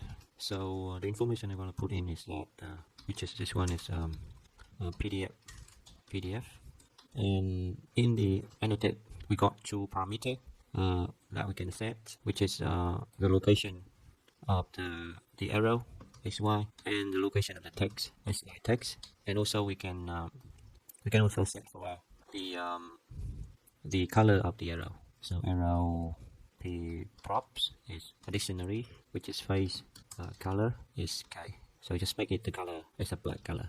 So here the location for X it can be somewhere here in the middle So it can be like 0.7 and 0.5, 0.7 and 0.5. So x here is should be inside tuple 0.75 and 0.5.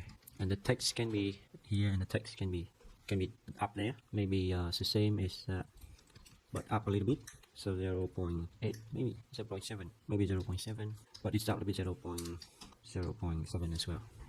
So that is for the text, and let's try it out how it looks like. Something wrong here with 0.7 is very small down there. So for the graph units, it's not 0.7. It should be something there. It should be 200, and it should be 25,000. Okay, so let's try it. 200 and 20,000, and here is the same 200 and 30,000. Okay, so it's going to be here, and it's still very small. We need it to be bigger. 200 there. That's good. The location of the arrow is good. But how about we put in one more and one more value here? Okay, so the PF is coming up to there. It's too big. Maybe 50,000, and I'll put it there as 60,000. Tests. Maybe 90,000. Okay, so that's the PDF. Maybe you're gonna use the same. I just want to try it how it looks in the plot. Maybe you want to set the figure size a bit smaller. So sometimes the figure size small is pretty useful as well. Like maybe 6, no, maybe 8, but there should be 4. Yes, look like that. For maybe 6 is better. So pretty a bit there.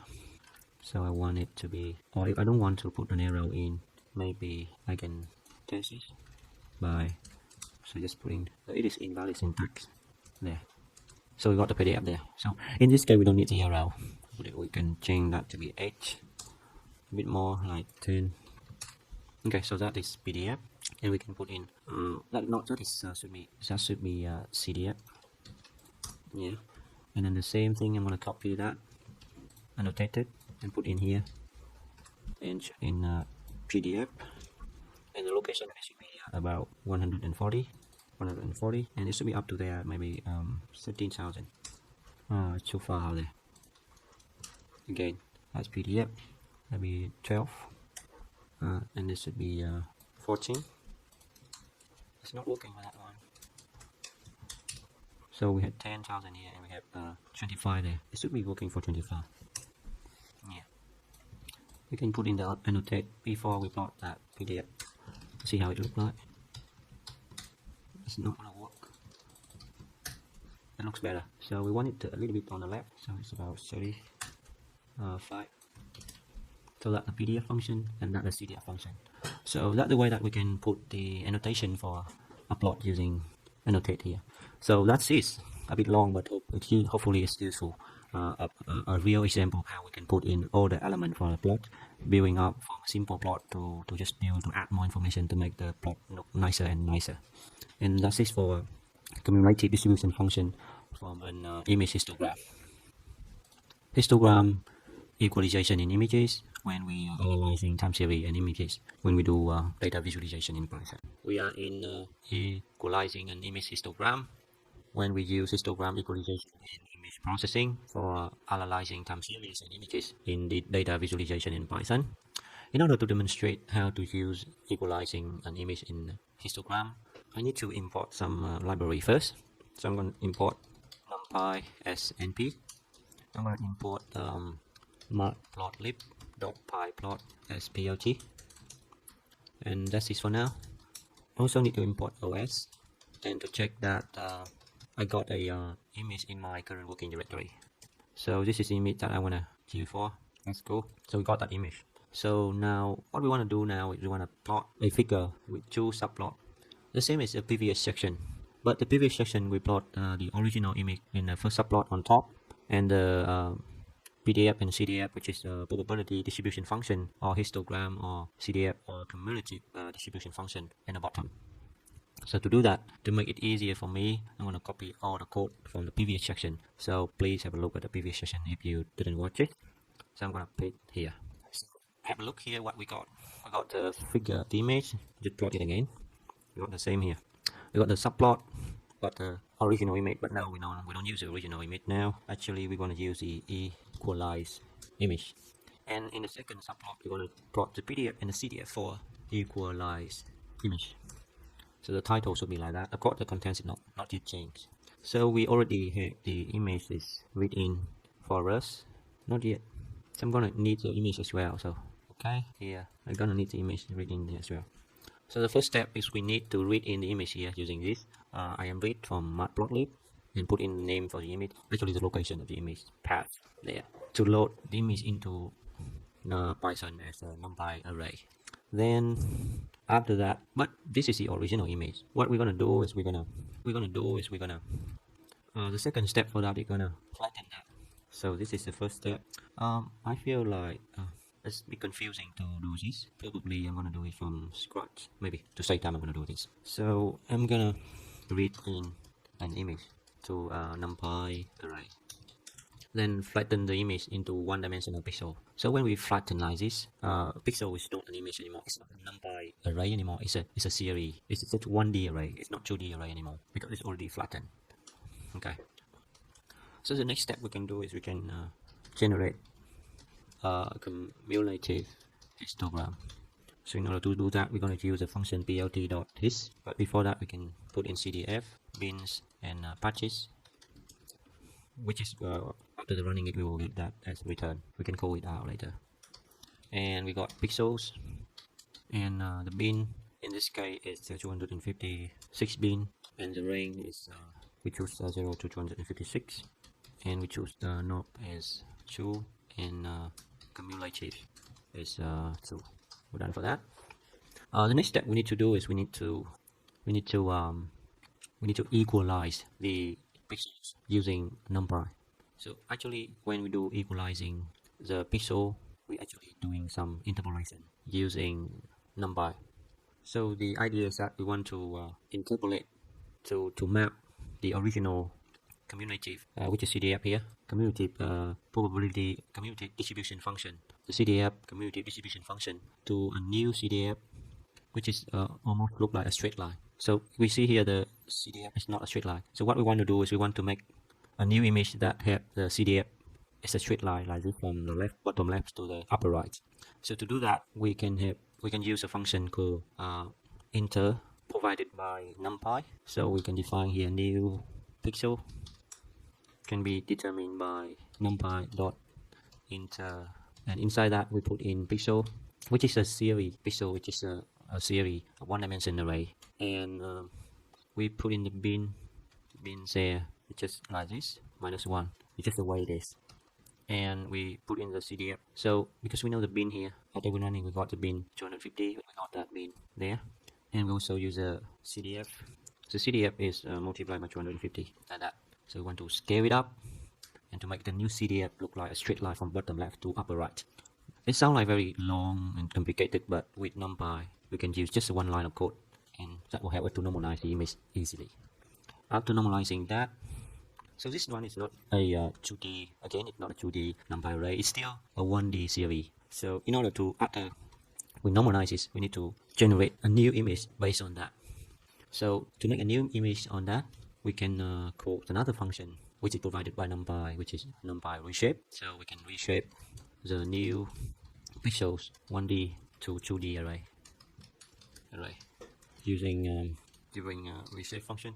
So a new image, which is a new image, it's gonna be the new pixel, and we just call the function called reshape, and inside we put in the size of the image that we want to reshape to, because we know that this new pixel variable is generated from pixel, and pixel is actually the flattened version of the image. So now we want to generate a new image, so the size should be the same size of the image, and that's why we just put in AMG here, and we put in the shape of that image. So that should be alright for now.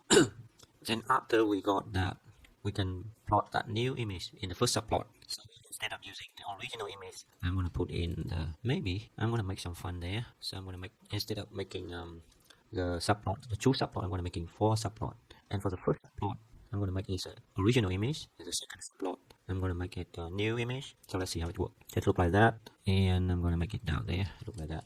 So this is original image, this is new equalized image, and this is number 2. Okay, so that subplot should be subplot 1 there, and subplot 2 there. We got subplot 3 as well, which is still original image, but we want subplot 4, which is new image.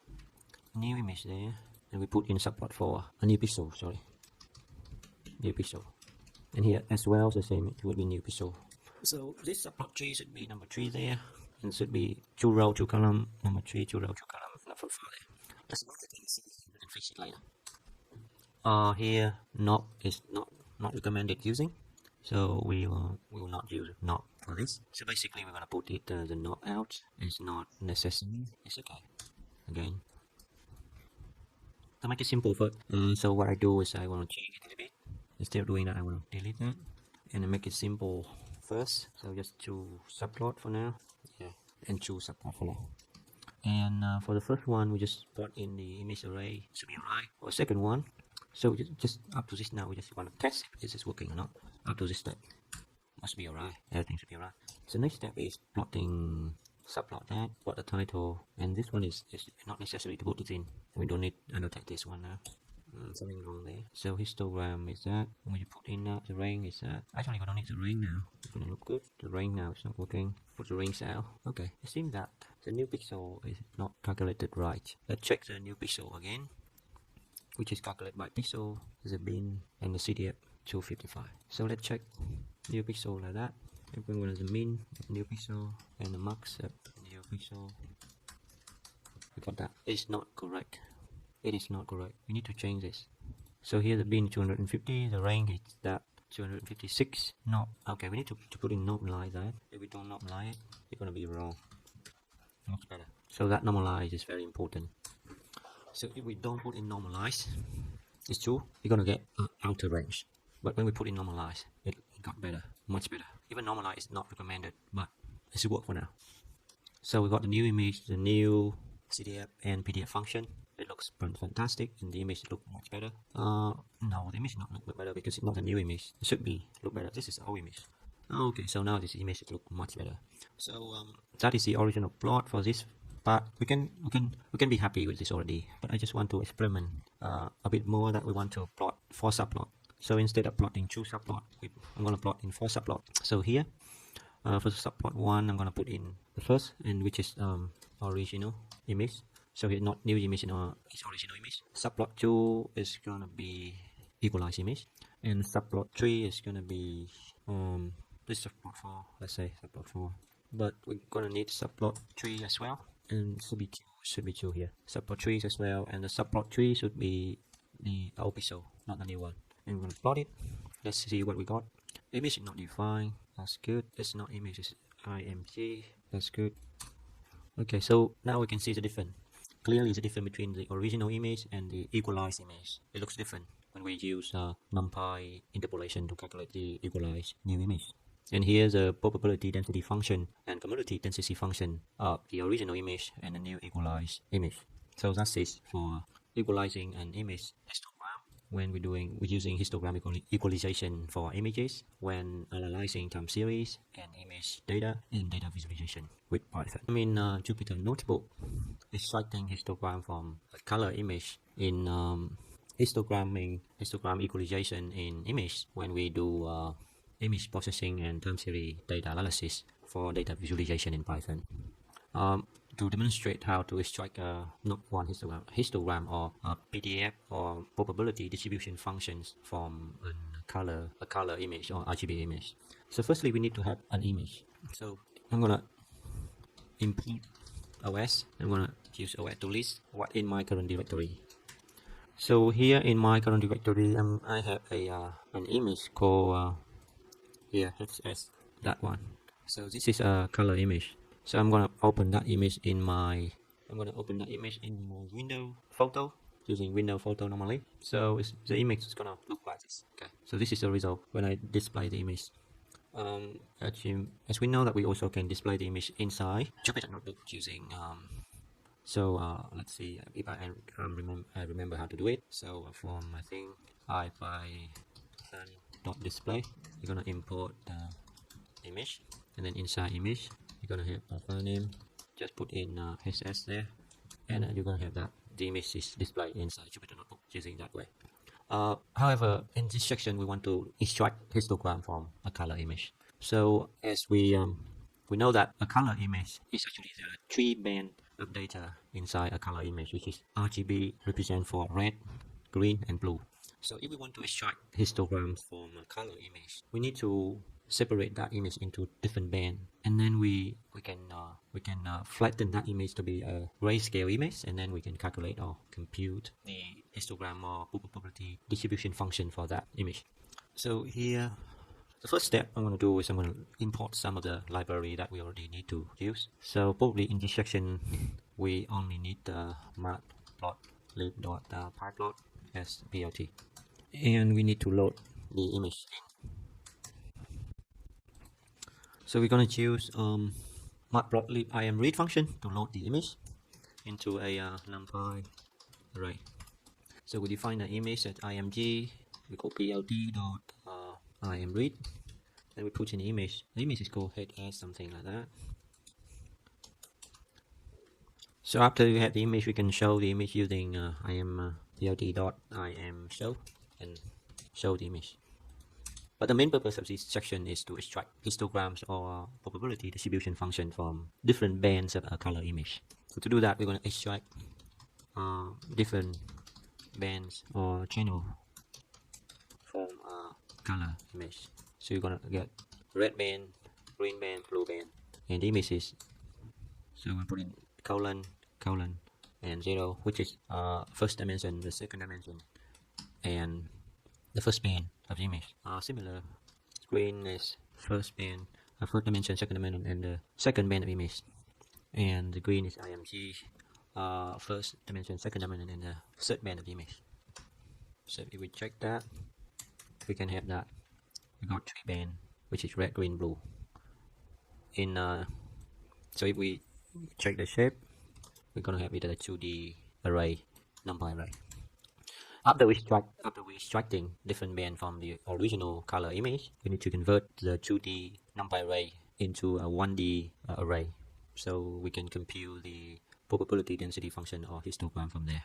So here we can flatten the 2D arrays of different channels RGB into a 1D series, 1D array. So we got the red pixel is red dot flatten. We use a function flatten. The green pixel, green dot flatten, and blue pixel is gonna blue flatten. So the next step we're gonna plot all these probability density function or histogram in one subplot. So I'm gonna make 2 subplots.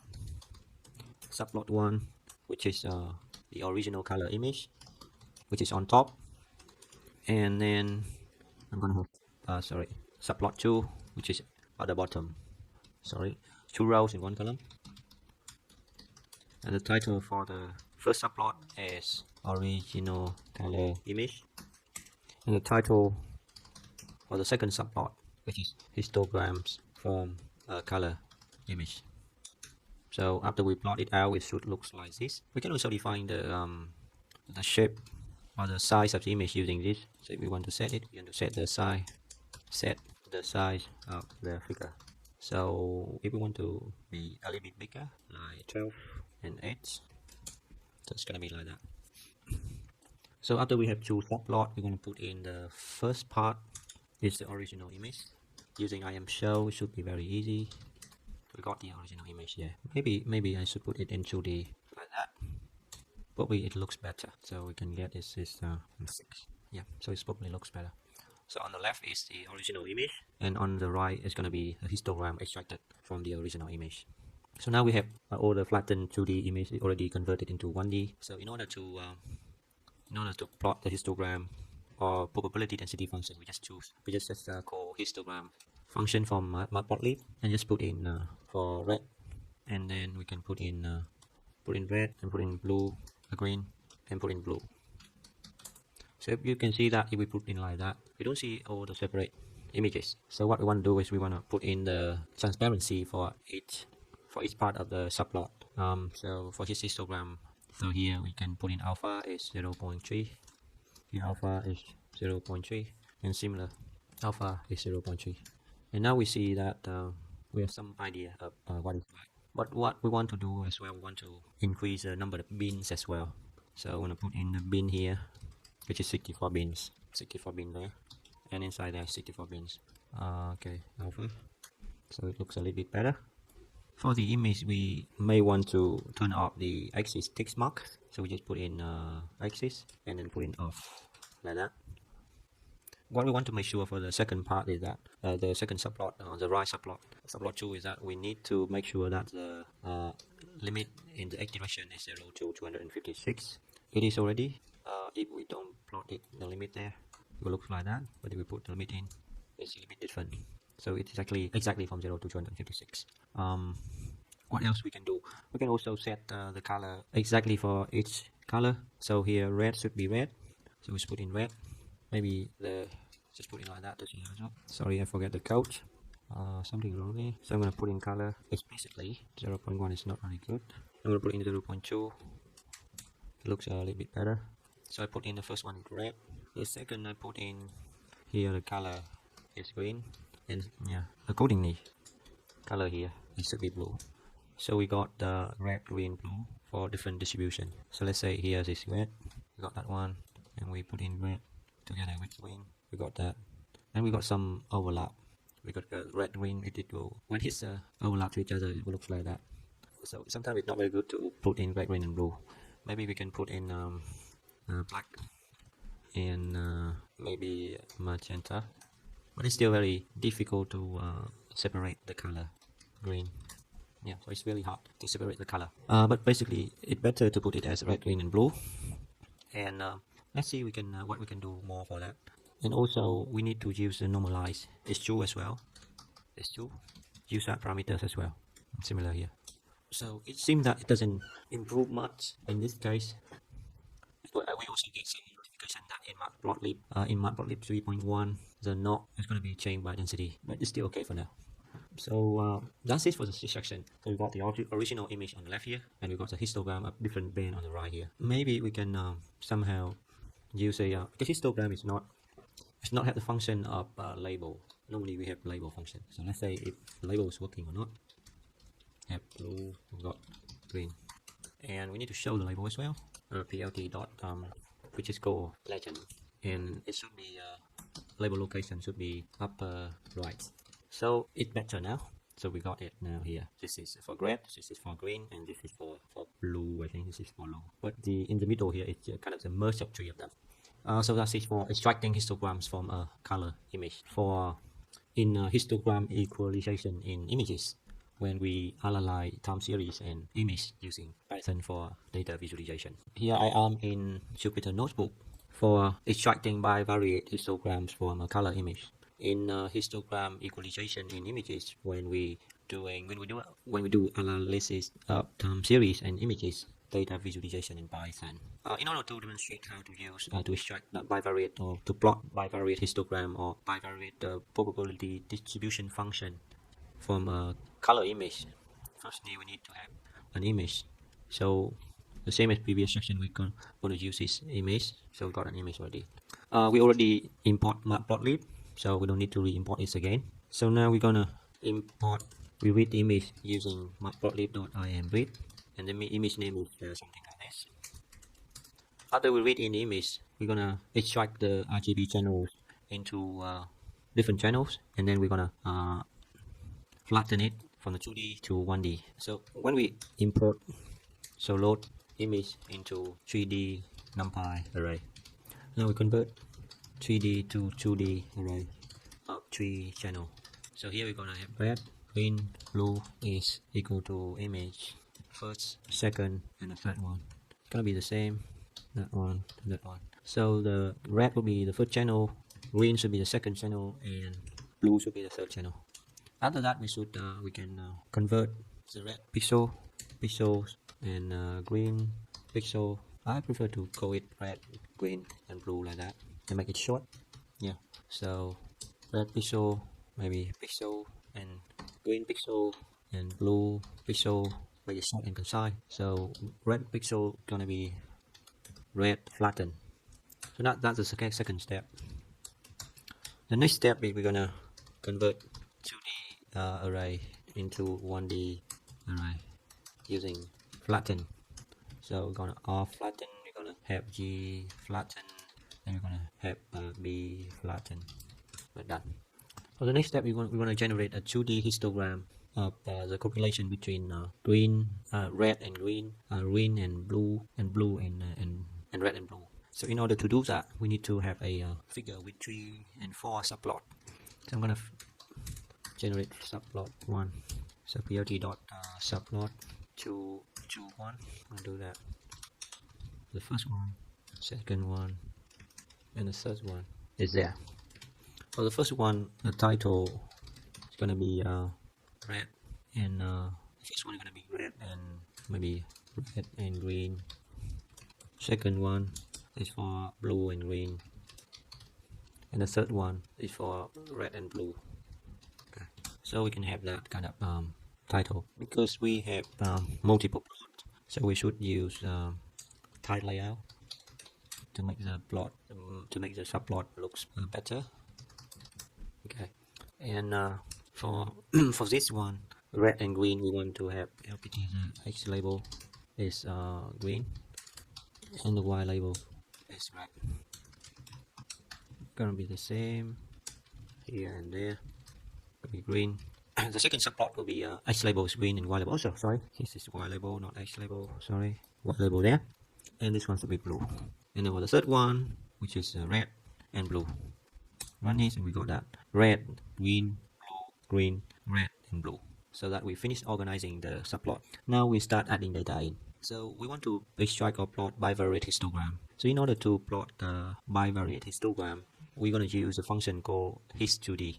So here in the first subplot, we're going to call plt.his2d, and inside his2d, you're going to put in the first element, the second element, and the bins is different. The bin is like this. So probably we can put in the bin 64 like that. The first element can be in the X direction. So we got the X direction here is green, so we put in green pixel. Sorry, that should be here. And the second element is in Y direction. So we want to put in red is in Y direction. So that's it, and we plot it out.